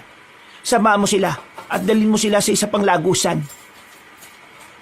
Kaya ba nila sinarado yung dinaanan namin kasi alam nilang may nakapasok na ibang tao? Hinaan mo lang ang boses mo. Nakikita mo ang lahat ng mga kumakain na yan. Lahat yan naswang. Kapag narinig ka niyan, tapos kayo. Tara, sumama na kayo sa akin. Kahit na papaano, nagkaroon ng pag-asa ang dalawang binata. Sinundan nila ang dalaga. Kaswal lang silang naglalakad sa mahabang pasilyo. Lahat ng nakakasalubong nila ay binabati ni Valeria. Sa tagal ba naman kasi ng babae sa lugar na yon, hindi na rin nakakapagtaka na maraming aswang na rin ang nakakakilala rito. Dito na muna kayo. Delikado sa labas. Ha? Bakit? Sino ba yung nakakasalubong natin? Si Loresca. Loresca? Babae ba yun? Matandang lalaki yung nasa labas ah. Hindi porke Loresca babae na. Loresca ang pagkakakilala sa kanya ng lahat ng aswang, kaya yun ang tawag sa kanya. Siya ang pinuno ng mga aswang sa probinsyang ito. Siya ang punot dulo ng lahat ng ito. Hindi niya kayo pwede makita. Sa lahat ng aswang na narito, siya lang ang may pang-amoy. Magaling din siyang kumilatis. Matanong ko lang. Bakit ba karamihan sa mga aswang dito walang pang-amoy? Sumpa yun sa kanila. Natanging si Loresca lang ang nakaligtas sa sumpang yun. Hanip, may sumpa-sumpa rin pala sa ganito? Huwag na muna kayong magsalita. Malapit na sila. Sandaling itinikom ng dalawa ang kanilang bibig. Palakas ng palakas ang tibok ng kanilang puso. Pakiramdam nila ay nakasilip sila sa impyerno na anumang gawin nilang pagkakamali maaring ikapahamak nilang tatlo. Hindi sila makalabas sa kinalalagyan nila. Masyadong mahirap isugal ang sandaling yun para sa kanila. Ayon kasi kay Valeria, hindi sila makakalabas hanggat hindi nakakaalis ng underground ang matandang si Loresca. Malakas daw kasi talaga ang pangamoy at baka rin may ibang magduda dahil hindi nga pamilyar ang mukha ng dalawang binata. Hindi pa ba tayo lalabas? Magtatatlong oras na tayo dito. Mag-aalas 5 na Hindi kami pwedeng gabihin. Mamili ka. Mananatili ka rito kahit gumabi o lalabas ka kagad kasi may posibilidad na mahuli kayo ng mga aswang. Nandito pa si Loresca. Hayaan na muna natin siyang umalis bago kayo lumabas. Anong oras naman ba siya aalis? May kasama kasi kaming naghihintay sa amin eh. Hindi makakawi hanggat wala kami. Baka ano pa mangyari sa kanya sa gubat kapag kumagat na ang dilim. Hindi ko rin alam. Hindi naman pare-pareho. Paano naman natin malalaman na nakalis na pala siya? Maya-maya lalabas ako dito. Kayo naman, mananatili lang kayo rito. Huwag kayong aalis kahit na anong mangyari, ha? Naintindihan niyo ba ako? Tumango na lamang ang dalawang lalaki.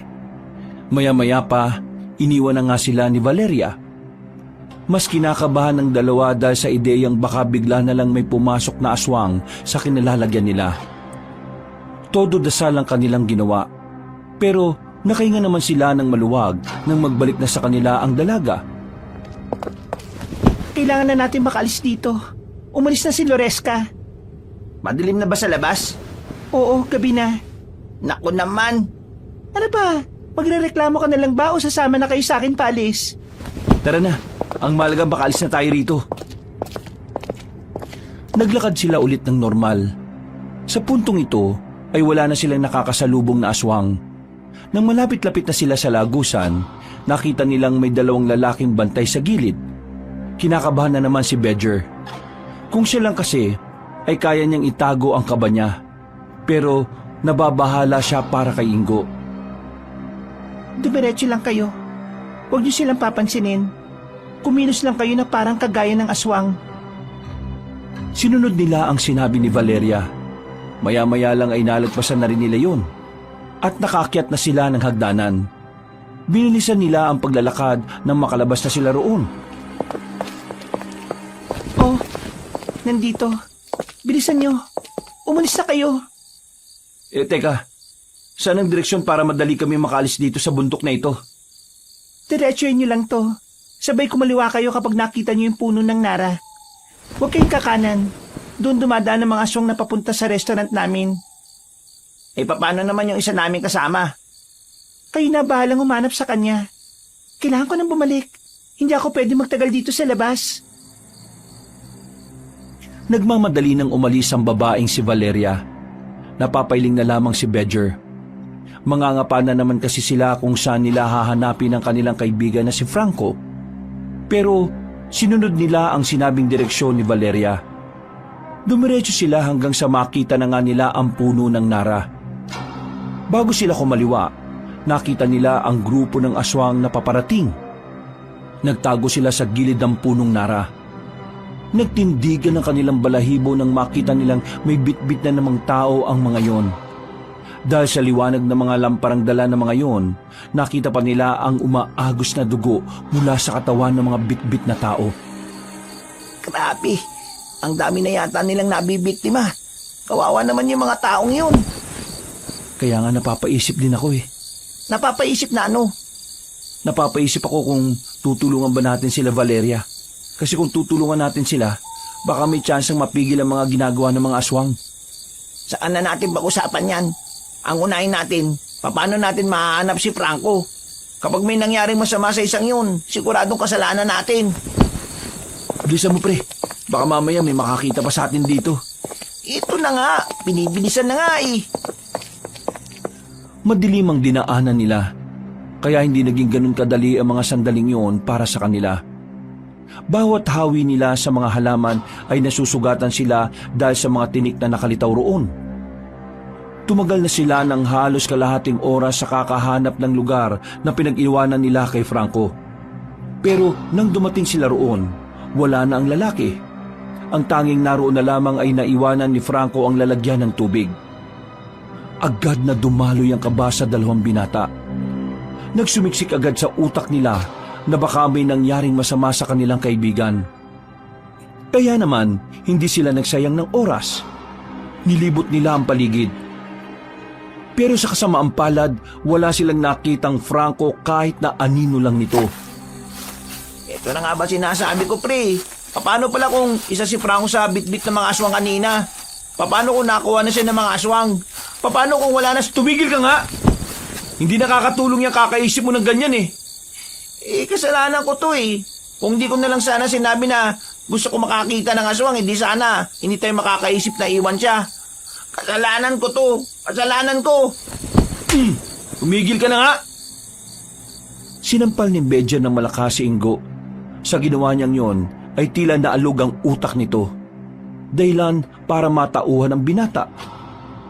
Kumalma ka lang, okay? Kalma! Nararamdaman ko na nasa maayos siyang kalagayan. Hindi siya mapapahamak. Kailangan lang natin maging positibo. Naintindihan mo ba ako? Anong gagawin natin ngayon? Hindi tayo uuwi hanggat hindi natin nakikita si Franco. Tumango na lamang si Ingo bilang pagtugon. Nang maging kalmado na si Ingo, ay pinagpatuloy na rin nila ang paghahanap kay Franco. Pero hindi pa man sila nakakalayo, naririnig na nila ang tinig ng binata na sumisigaw-sigaw ng tulong. Ilang sandali pang nabangga sila nito. Nagkauntugan si Bedger at Franco. Malakas ang pagkakauntog kaya hindi agad sila nakatayo. Rico, ano ba? Saan ka ba nagpunta? Bakit ka ba tumatakbo? Pre, kailangan na natin makalis dito, pre. Hinahabol na ako ng mga aswang. Lintik na yan. O sige, takbo na! Kahit na nahihilo pa, pinilit ni Bedger na makatakbo. Ilang metro pa lang ang natatakbo nila nang marinig na nila ang mga angil ng aswang. Marami ding kaluskos at yabag ng mga paa sa paligid. Noong mga sandaling yon, kinakain na naman sila ng matinding kaba. Kahit si Bedger na sinusubukan maging kalmado ay naging tensyonado na rin. Visit, nakatakas nga tayo sa loob. Dito naman sa labas may mga humahabol sa atin. Nagtago sila sa likuran ng mataas na halamanan. Hingal na hingal ang tatlo sa kakatakbo. Ni hindi na nga rin nila maramdaman ang mga gasgas sa binti at paa nila. Tahimik ang paligid. Biglang hindi na nila narinig ang aswang na humahabol sa kanila. Bagay na mas lalo nilang ikinabahala. Ano ba nangyari? Sabi namin hintayin mo kami dun eh. Bakit nawala ka? Baliw ka ba? Malamang aalis ako dun. Kahit sino naman na makakita ng mga taong may bitbit na bangkay, talagang tatakbo ka eh. Tapos, narinig ko pa na kakainin nila yon. Kayo kasi ang visit eh. Naghintay ako dun hanggang dumilim. Tapos, ngayon lang kayo bumalik. Ano ba nangyari sa inyo? Muntikan na rin kami sa loob.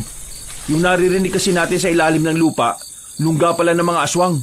Maraming aswang doon kasi meron silang restaurant na kung saan puro aswang lang ang kumakain doon. Alam mo kung anong nakakawindang? 3 normal na taong kusinera nila dun. Ha? Ang labo ah. Biyag ng mga aswang yung pamilya ng 3 kusinera. Wala silang magawa kundi magsilbi sa mga aswang na yun. Kasi kung hindi, mamamatay ang pamilya nila. Jesus, pambirang buhay to. May ganyan na palang nangyayari. Kung isumbong na natin to sa mga pulis. Tingin mo maniniwala sa'yo yung mga pulis. At delikado yung naiisip mo ha. Kasi kanina narinig ko, may ibang aswang din na pulis. Paano kung sila yung mapagsumbungan natin? Di todas tayo. Sa isang tao lang tayo magsusumbong at hihingi ng tulong. Kay Bentong. Bentong? Sino naman yung siraulo na yun? Sabi ng isa sa mga kusinera, albularyo daw si Bentong. May alam sa aswang. Kaya matutulungan niya tayo mapalaya yung 3 kusinera. Kasi itong 3 kusinera ay mga albularya din. May kaalaman daw ang mga yon sa mga ritual na magpapahina sa mga aswang. Ay naku, sumasakit ang ulo ko sa inyo. Ang daming ganap. Ganyan talaga kapag mahina ang utak. Nasakit ang ulo. Ibigwasan kaya kita dyan para malaman natin kung malakas ang dibdib mo. Huy, tama na yan. Hindi yan makakatulong sa atin, no? Ano plano mo ngayon? Malamang, uuwi tayo. Pag uwi natin, hahanapin natin yung Bentong. Saan naman natin hahanapin yun? Hindi ko rin alam. Basta doon na lang natin pag-usapan. Isipin na muna natin kung paano tayo makakalis dito. Huminga ng malalim si Badger. Pinasadahan niya ng tingin ng madilim na paligid. Nakikiramdam sila. Makalipas ang ilang minuto, naglakas loob na rin silang umalis doon. Kinailangan nilang maglakad dahil maaari silang makalika ng ingay kung tatakbo sila. Hindi pa sila nakakalayo, pero biglang narinig na naman nila ang hangin ng mga aswang. Kanya-kanya na silang tago sa gilid. Napahiwalay sa kanila si Ingo. Maya-maya pa, nakita na lang nila na dumaan na ang mga aswang. Mabuti na lamang na walang pang-amoy ang mga yon, kaya nahirapan silang matagpuan ng mga aswang. Nang makalagpas na ang mga aswang, tumakbo na sila paalis. Ang kaso nga lang, sa hindi inaasahang pagkakataon, sumabit pa ang short ni Franco sa nakausling sanga. Dahil doon, nakagawa siya ng ingay. Ang tanga mo naman, pre. Nakakainis ka naman. Yung dilim-dilim eh. Hindi ko naman nakita. Uburin mo na yan, bilisan mo! Ano ko ba rin? Mahal bili ko rito. Mahirap tanggalin. Hubarin mo na yan, pambira ka naman oh. Dahil walang balak si Franco na hubarin ang short na yon, ay si Ingo at Badger na lamang mismo ang nagalis nun. Agad silang tumakbo habang hawak-hawak ni Franco ang brief nito dahil maluwag ang garter. Mga buwisit kayo. Hindi ako makatakbo na maayos eh. Eh bakit ba kasi ang luwag-luwag ng brick mo? Mamili ka! Tatakbo ka ng ganyan o mahuli ka ng mga aswang! Aray! Oh, ano nangyari? Dumiretso lang kayo! Okay lang ako! Palakas ng palakas sa mga angil ng mga aswang ng mga sandaling yon. Kaya naman pinilit na rin makatakbo ni Badger kahit na meron siyang natapakang matulis na bagay. Dahilan para maging duguan ang paa niya. Lintik naman to. Hindi kasi nag-iingat eh. Mamaya ka na mag-sermon, putik naman oh. Hindi nagtagal, nakita na rin nila ang kalsada. Mas binilisan pa nila ang kanilang pagtakbo. Nang marating na nila yon, napansin nilang hindi na sumusunod ang mga aswang sa kanila. Sinamantala na nila ang pagkakataon. Kumaripas pa sila ng kumaripas. Nang medyo malayo na sila roon, ay tumigil na muna sila sa gilid ng kalsada. Pre, ayos ka lang? Oh, ayos lang ako. Masakit lang ng kaunti. May natapakan yata akong bote kanina eh. Ako hindi ayos. Nahahamugan na itong betlog ko eh. Wala na ba yung mga aswang? Parang hindi ko na kaya maglakad eh. Lalong sumasakit kapag tinatapak ko. Franco, buhatin mo na lang si Badger. Ha? Buwang ka ba? Kita mo ang luwag ng brief ko? Buhatin mo na si Badger. Ako nang hawak sa brief mo para hindi malaglag. Wag na. Magpahinga na lang muna tayo. Maya-maya eh, kaya ko na ulit maglakad. Pasensya na kayo ha. Pasensya sa alin. Pasensya na kasi nadamay pa kayo dito. Ako lang naman ang may gusto makuha yung mga sangkap eh. Pero pati tuloy kayo, nasa alanganin din ang buhay nyo. Ano ka ba? Hindi ka naman namin sinisisi, no? Kahit na, kung hindi nyo ako sinamahan, wala kayo dito. Hindi kayo malalagay sa ganitong senaryo. Pre, magtino ka nga. Wala namang sumisisi sa iyo eh. Nandito kami kasi gusto naming tulungan ka. Kasi ang tagumpay mo, tagumpay na rin namin. Gusto namin makuha mo at maiuwi mo yung sangkap kasi gusto namin makatikim na masarap na adobo mo. Hindi yung puro ka na lamang imbento. Inakbayan ni Ingo si Badger para pagaanin ang kalooban nito. Bumuntong hininga na lamang din ang binata. Napapangiti siya. Nagpapasalamat siya dahil kahit na hindi naging maganda ang paglalakbay nila, hindi pa rin nagagalit sa kanya ang dalawa niyang kaibigan. Ang problema natin ngayon, paano tayo uuwi? Saan kaya dito yung dadaanan natin? Tingin ko dito eh. Oo, diyan siguro. Diyan na lang tayo dumaan. Pero mas maganda siguro kung magpapaumaga na tayo dito. Saan tayo matutulog? Doon oh. Tinuro ni Badger ang lumang waiting shed sa kabilang kalsada. Lumapit sila roon at inayos nila ang mga nakatambak na kahoy doon. Naglatag na lang din sila ng dahon ng saging na nakuha nila sa gilid ng kalsada. O sige na, pahinga na muna kayo. Ako na lang muna magbabantay. Franco, pre, gusto mong palit muna tayo ng brief? Sira ulo ka ba? Nanahimik na lamang sila ng mga sandaling yon. Sinamantala nila ang katahimikan ng gabi para magpahinga. Pero kahit na anong gawin nila, hindi pa rin sila makatulog. Hindi sila komportable sa lugar. Pre, kumusta yung sugat mo? Masakit pa rin, pero buti tumigil na sa paglabas ng dugo. Kung hindi mo pa rin kayang maglakad mamaya, ipapasa na lang kita ah. Basta, pairam ng short mo ah. Loko, di ako naman yung nakabrief lang. Alauna na na madaling araw noon, hindi pa rin nawawala ang kaba nila sa dibdib. Nakakadagdag pa sa pananayo ng kanilang balahibo ay ang malamig na simoy ng hangin. Pero wala silang magawa.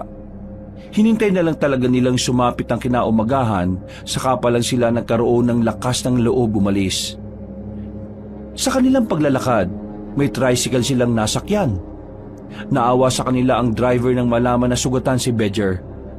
At nang makitang walang short si Franco. Mga bandang 8:00 ng umaga, nakabalik na rin sila ng kanilang baryo. Agad silang nagtungo sa bahay ni Bedger para makapagpalit ng suot. Nilinisan na rin nila ang kanilang mga sugat, lalong-lalo na ang kay Bedger. Pagsapit ng tanghali, biglang sumakit ang paa ni Bedger, pero sakto naman na napadaan sa bahay niya si Mang Ben. Nalaman na meron siyang sugat sa paa. Bukod pa rito, nilalagnat na rin si Bedger. Hindi nagdalawang isip ang matandang si Ben na tulungan sila.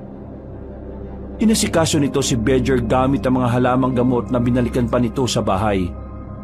Nagtataka nga sila nung oras na yon kung bakit parang mahusay na manggagamot si Mang Ben. Samantalang ang pagkakaalam lang naman nila ay masarap itong magluto. Dakong 12:00, naging maayos na rin ang pakiramdam ni Bedger. Namamangha si Bedger para kasing may himalang nangyaring nawala na ang lagnat niya. At hindi na rin masakit ang sugat niya sa paa. Naitutukod na nga rin niya ang kanyang paa. Mang Ben, maraming salamat ha. Ang galing mo. Nawala agad yung kirot ng paa ko. Pero, doktor ka ba?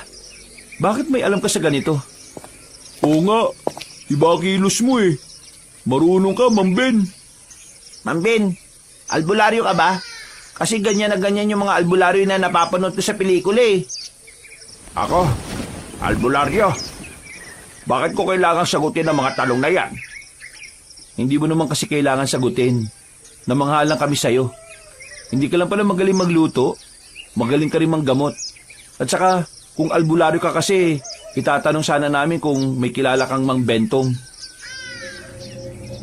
Nang sabihin ni Bedger ang pangalan na yon, ay nagbago ang reaksyon ng mukha ni Mang Ben. Sumeryoso ito bigla. Akala tuloy ng 3 binata ay meron silang nasabing hindi maganda. Mang Ben, bakit?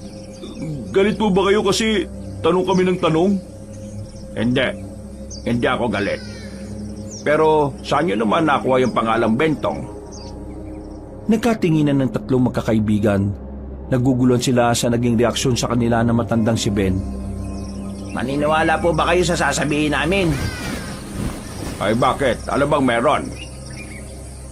Nung kinuha namin yung sangkap na sinasabi nyo, meron kami natuklasan na underground. Yung underground na yon, lungga ng mga aswang. Tapos, meron silang sikretong restaurant doon. Mga aswang ang kumakain doon. Pero yung mga kusinera, 3 albularya. Si Aling Demetria, siya ang nagsabi sa amin na hanapin namin si Mang Bentong para tulungan sila makalaya at makaligtas ang pamilya nila.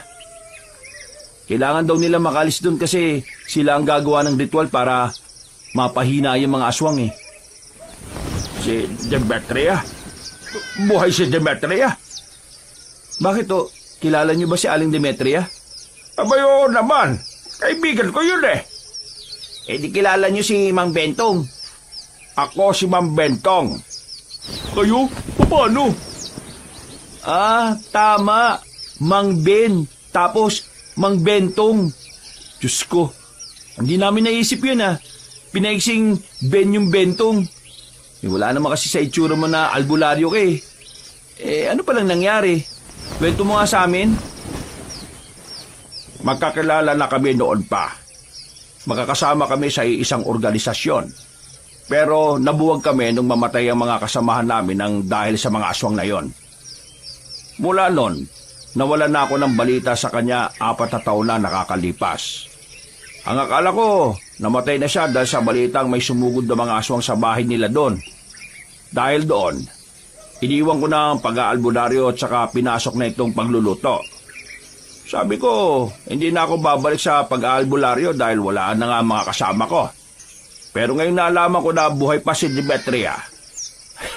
Bigla ako nabuhayan ng loob eh. Teka, sabihin nyo nga sa akin, saan nyo siya nakita? Sa isang underground nga, maraming aswang sa ilalim. Natatandaan nyo pa ba yung papunta ron? Ililigtas ko sila. Pero ang sabi sa amin ng matanda, kailangan daw munang iligtas natin yung pamilya nila. Ang pamilya nila? Bakit? Wala namang nangyari masama sa kanila. Anong ibig niyo sabihin? Ipamilya nga nilang dahilan kung bakit ayaw nilang umalis doon. Kasi natatakot sila na baka kung anong gawin ng mga aswang sa pamilya nila kapag iniwan nila yung lugar na yon. Kung gano'n matagal na pala silang niloloko ng mga aswang. Walang nangyari masama sa pamilya nila. Ang pamilya ni Demetria umalis na at nagpuntang Maynila 1 taon matapos siyang mawala. May kasama siyang 2 albularyo rin. Nakakalimutan ko nga lang yung pangalan eh. Pero yung pamilya rin nila, nasa maayos sa kalagayan naman ngayon. Kung minsan nga napapadaan ako ron, kaya kinukuha kong hurado sa pasarapan ng luto. 4 na taon na pala silang nililin lang ng mga aswang. Roger, kaya mo na ba talaga maglakad? Kailangan na natin iligtas si Aling Demetria. Oo, kaya ko naman. Pero, Ma'am Ben, may naisip ka bang paraan kung paano natin siya ililigtas? Nasa na ba yung gamit na pinahiram ko sa inyo? Akin talaga yun eh. Gawa-gawa lang na binili ko yun. Oo nga pala, no? May revolver pala akong hiniram sa inyo, Ma'am Ben. Ay bakit? Hindi mo nagamit? Hindi. May sira ulo. Hindi ko rin naman nagamit yung itak. Umiwas lang kami ng umiwas. Kapag gumawa pa kasi kami ng eksena, baka mas lalong hindi pa kami makalabas pa doon ng buhay. Mga iho, kung ayos lang sa inyo samahan nyo kung iligtas sila Demetria.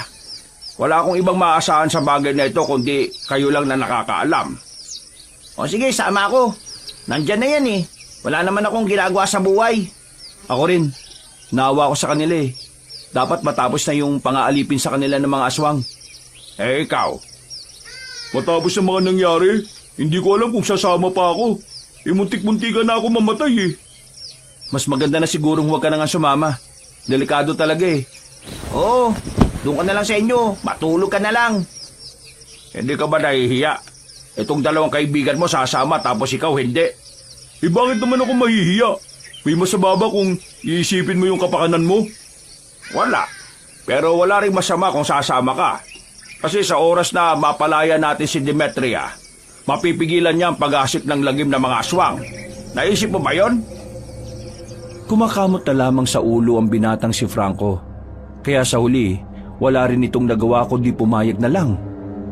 Sa parehong gabi, pinag-usapan nila ang lahat ng kanilang gagawin.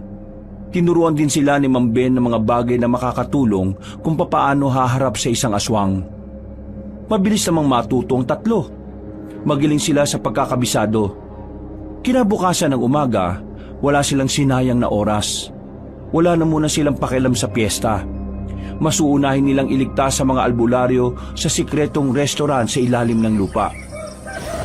Ma'am Ben, Loresca ang pangalan ng pinuno nila. Pero matandang lalaki yon. Pambabae lang talaga pangalan. Anong pagkakaalam niyo sa pinuno ng mga aswang? Wala namang ganong nasabi sa amin si Valeria.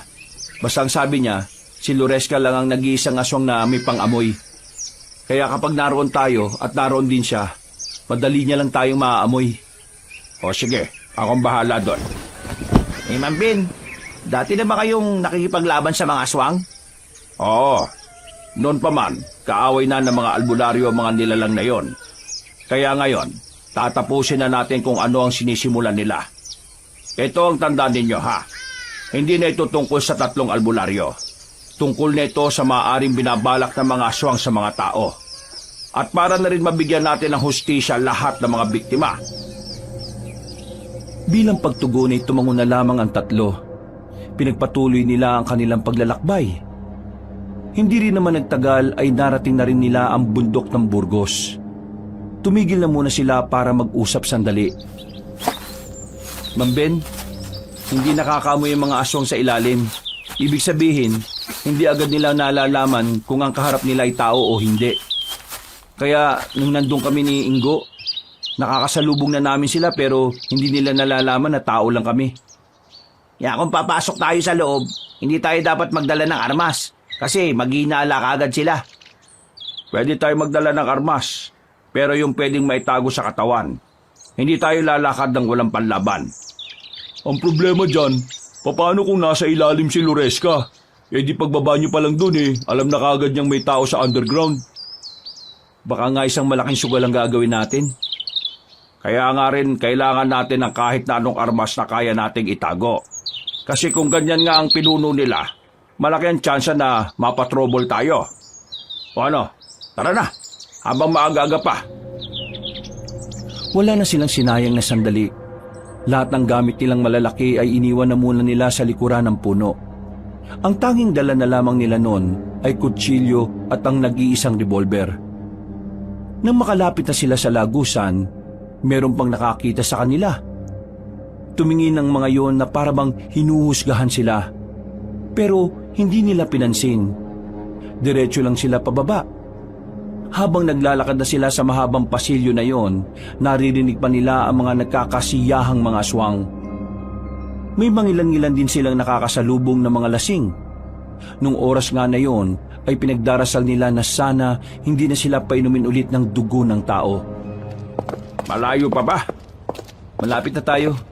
Kumilos lang kayo ng normal Hindi sila pwede makahalata sa atin dahil wala tayong lalabasan dito na malapit. Huminga ng malalim si Badger. Aminadong kinakabahan na rin siya. Pero pilit niyang kinukondisyon ng kanyang kalooban. Hindi siya pwedeng magpadala sa kanyang emosyon dahil siya ang inaasahan ni Ma'am Ben. Ma'am Ben, ayun na yung restaurant, no? Binilisan na lang nila ang kanilang paglalakad. Nang makalapit na sila sa mismong counter ng restaurant, nanlalaki ang mga mata ni Aling Demetria nang makita sila. Demetria, itatakas namin kayo rito. Maraming salamat sa Diyos at dumating kayo. Huwag po kayong magpapaalata, Nakatingin na po rito yung mga kumakain. Valeria, sumunod kayo sa amin. Doon sa lugar kung saan pinakita mo sa amin yung malalaking garapon. Sige, bilisan nyo. Kilos normal lang ha. Lumabas sila ng restaurant. Kahit na parang nakakalata na sa kanila ang ibang aswang na naroon, itinuloy pa rin nila ang kanilang plano. Nagmamadali silang naglakad hanggang sa narating na nga nila ang sinasabing silid. Pagpasok nila roon, nakita na rin ni Mang Ben ang mga parte ng katawan ng mga taong naroon. Diyos ko, mga demonyo talaga ang mga aswang. Ilang oras ba natin silang hihintayin? Baka mamaya may makakita sa atin dito. Basta ganito lang ang gagawin natin. Sakaling may pumuntang aswang dito, kumilos lang tayo ng kalmado. At kapag tinanong kung anong ginagawa natin, sabihin natin na gusto natin kumain ng hilaw. Naghintay silang 4 doon. Pero 20 minutos na ang nakalilipas, hindi pa rin sila sinisipot ng 3 albularya. Nag-alala na si Badger na baka kung ano nang nangyari sa mga yon. Pero nakahinga lang sila ng maluwag nang pumasok na rin ang mga yon sa loob ng silid. Hindi tayo lalabas dito. Doon tayo dadaan. Merong daanan dyan patungo sa kabilang pasilyo. Kakaunting aswang lang ang dumaraan doon kaya mas ligtas doon. Samantalayin na natin ang pagkakataon na wala si Loresca. Unahan mo, Ingo. Ako na rito sa likuran. Alright, walang problema. Maingat silang lumabas sa silid na yon. Kahit na kinakabahan, kinailangan pa rin nilang maglakad ng normal. Pero nang malapit na silang makalabas, bigla na lamang nakalata ang isang aswang. Napansin kasi ng aswang si Franco na tingin ng tingin. Maya-maya pa, Umalulong na ang mga aswang na iyon, dahilan para tuluyan ng maalarma ang mga nilalang. Wala silang sinayang na pagkakataon, mabilis silang nakalabas doon. Tuluyan na silang nakaalis at nakarating sa bahay ni Mang Ben. Bentong, kailangan na naming simulan ng ritual. Ang mga aswang na naroon ay mga dating tao. Isinumpa lang sila ni Loresca kaya nagkaganon sila. Bigyan mo lang ako ng gamit. Ibabalik namin sa dati ang mga biktima ni Loresca. Aalis kami rito sa bahay ko. Ililigaw namin ang mga aswang. Hindi sila maaaring mapunta rito dahil dito kayo magre-ritual. Kayo tatlo, sumama kayo sa akin. Babalikan natin sila. Samantalayin natin na tirik ang araw. Mas mahina sila sa ganitong oras. May alam akong paraan para makalabang tayo sa laban. Ngumiti ng nakakaloko matandang lalaki. Nang makalis na sila ng bahay, sinimulan na rin ng 3 albularyo ang kanilang isasagawang ritual. Habang silang 4 naman, tumungo na agad sila sa kagubatan. Inaabangan nila ang posibilidad na pagdating ng mga aswang, haharangin na nila yon para hindi makalapit pa sa baryo. Paano pala natin malalaman na tapos na yung ritual? May dala akong cellphone. Binigay ko ang numero ko sa kanila. Tatawag sila kapag ayos na. Pero kakayanin ba talaga natin ang mga aswang? Huwag kayo mag-alala. Meron akong dala-dala na kahinaan nila. Buong maghapon na silang naghintay doon, pero ang sabi ni Valeria sa kanila ay hindi pa rin natatapos ang ritual. Hindi nila inakala na ganun pala katagal yun ay sagawa. Kaya naman, nababahala na rin sila dahil wala ng presensya ng araw, madilim na ang buong paligid. Hindi nagtagal, dumating na nga ang mga aswang. Naroon pa rin ang pinunong si Loresca. Ramdam nila ang galit nito sa kanila.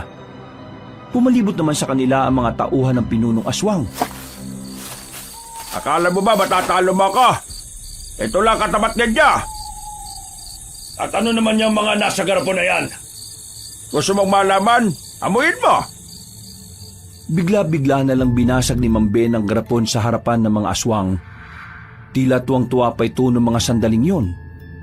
Nagawa pa talaga nitong ipaliwanag kung papaano niya nagawa ang bagay na yon. Ang garapon na yan ay ang inipong kong utot sa loob ng 4 na taon. May basbas yan ng pinakamalakas na albularyo ng Mindanao. Ang sino mang makakalanghap nito ay makakaramdam na matinding pagkahilo at paghihina. Ako lang ang hindi maapektuhan dahil utot ko yan. Nagkakamali ka yata ng pagkakaintindi sa kakayahan ko. Napansin na lamang ni Mang Ben na unti-unti nang napahiga ang mga aswang. Pagtingin naman niya sa 3 binata ay naapektuhan din pala ang mga yon. Pambira ka naman, Mang Ben. Pati kami apektado eh. Ay, oo nga pala. Nawala sa isip ko. Pero ayos na yan.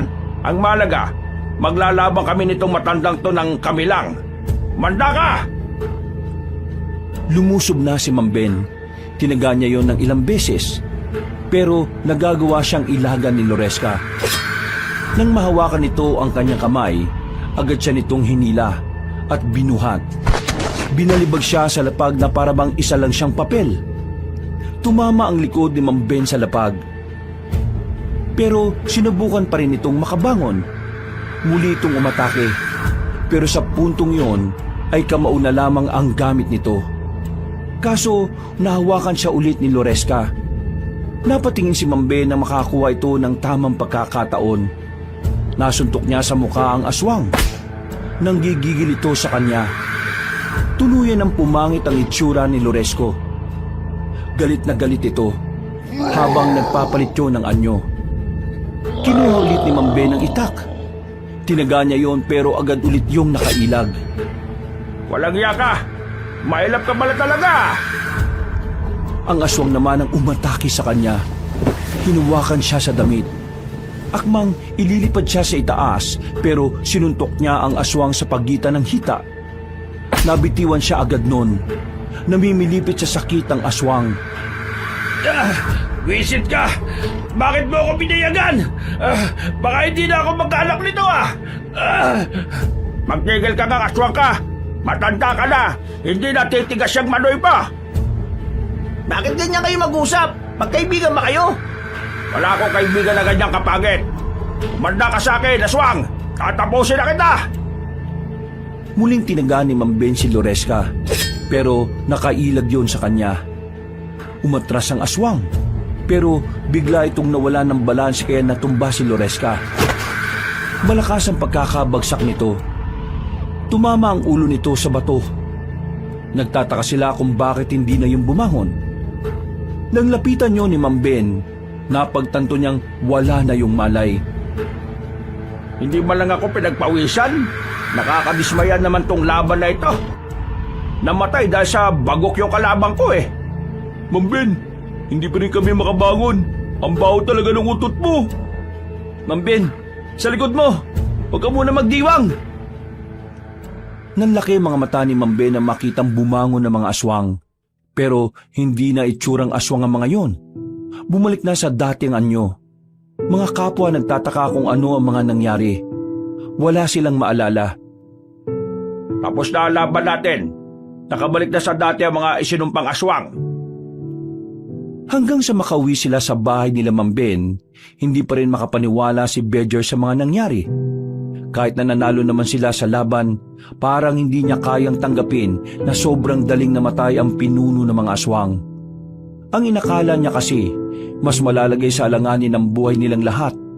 Pero sobrang layo ng nangyari sa inaasahan niya. Ganun pa man, masaya na rin siya dahil nakatulong sila sa misyon ng mga albularya. At dahil na nga rin doon, payapa na ulit ang kaisipan ni Bedger. 2 araw matapos matalo ang pinuno ng mga aswang, sumabak na ulit si Bedger sa kompetisyon ng pagluluto. Yun na ang huling araw ng pista. Kaya yun na rin ang huling kompetisyon na gusto niyang ipanalo. Natapos ang paligsahan. Nabigo na naman siyang manalo. Tinulungan na siya ni Aling Demetria at Valencia. Pero kahit na ganoon, wala pa ring nangyari. Kahit kasi nilagyan nila ng mga bagong sangkap ang adobo, hindi pa rin talaga siya matahimik kaya nilagyan niya ulit ito ng pechay. Napapakamot na lamang sa ulo si Ma'am Ben sa kanya. Ganon din naman ang dalawa niyang kaibigan. Hindi man niya nasungkit ang pagkapanalo, kahit na papaano ay masaya na rin siya dahil natulungan niya sina Aling Demetria at Valeria. Mula noon, wala ng aswang ang nagpakita sa kanilang lugar. Ang sikretong restaurant naman ay sinunog na rin nila para hindi na magamit pa ng iba. Sa mga sumunod na taon, nakakakuha na rin naman ng pagkapanalo si Bedger. Pero ang mas mahalaga na lang sa kanya ay meron na siyang ulit panibagong pamilya. Pamilyang matatawag niyang tahanan kahit na hindi naman sila makakadugo. Pamilyang maaari niyang masandalan sakaling muling magkaroon ng puwersa ng kadiliman. Wakas,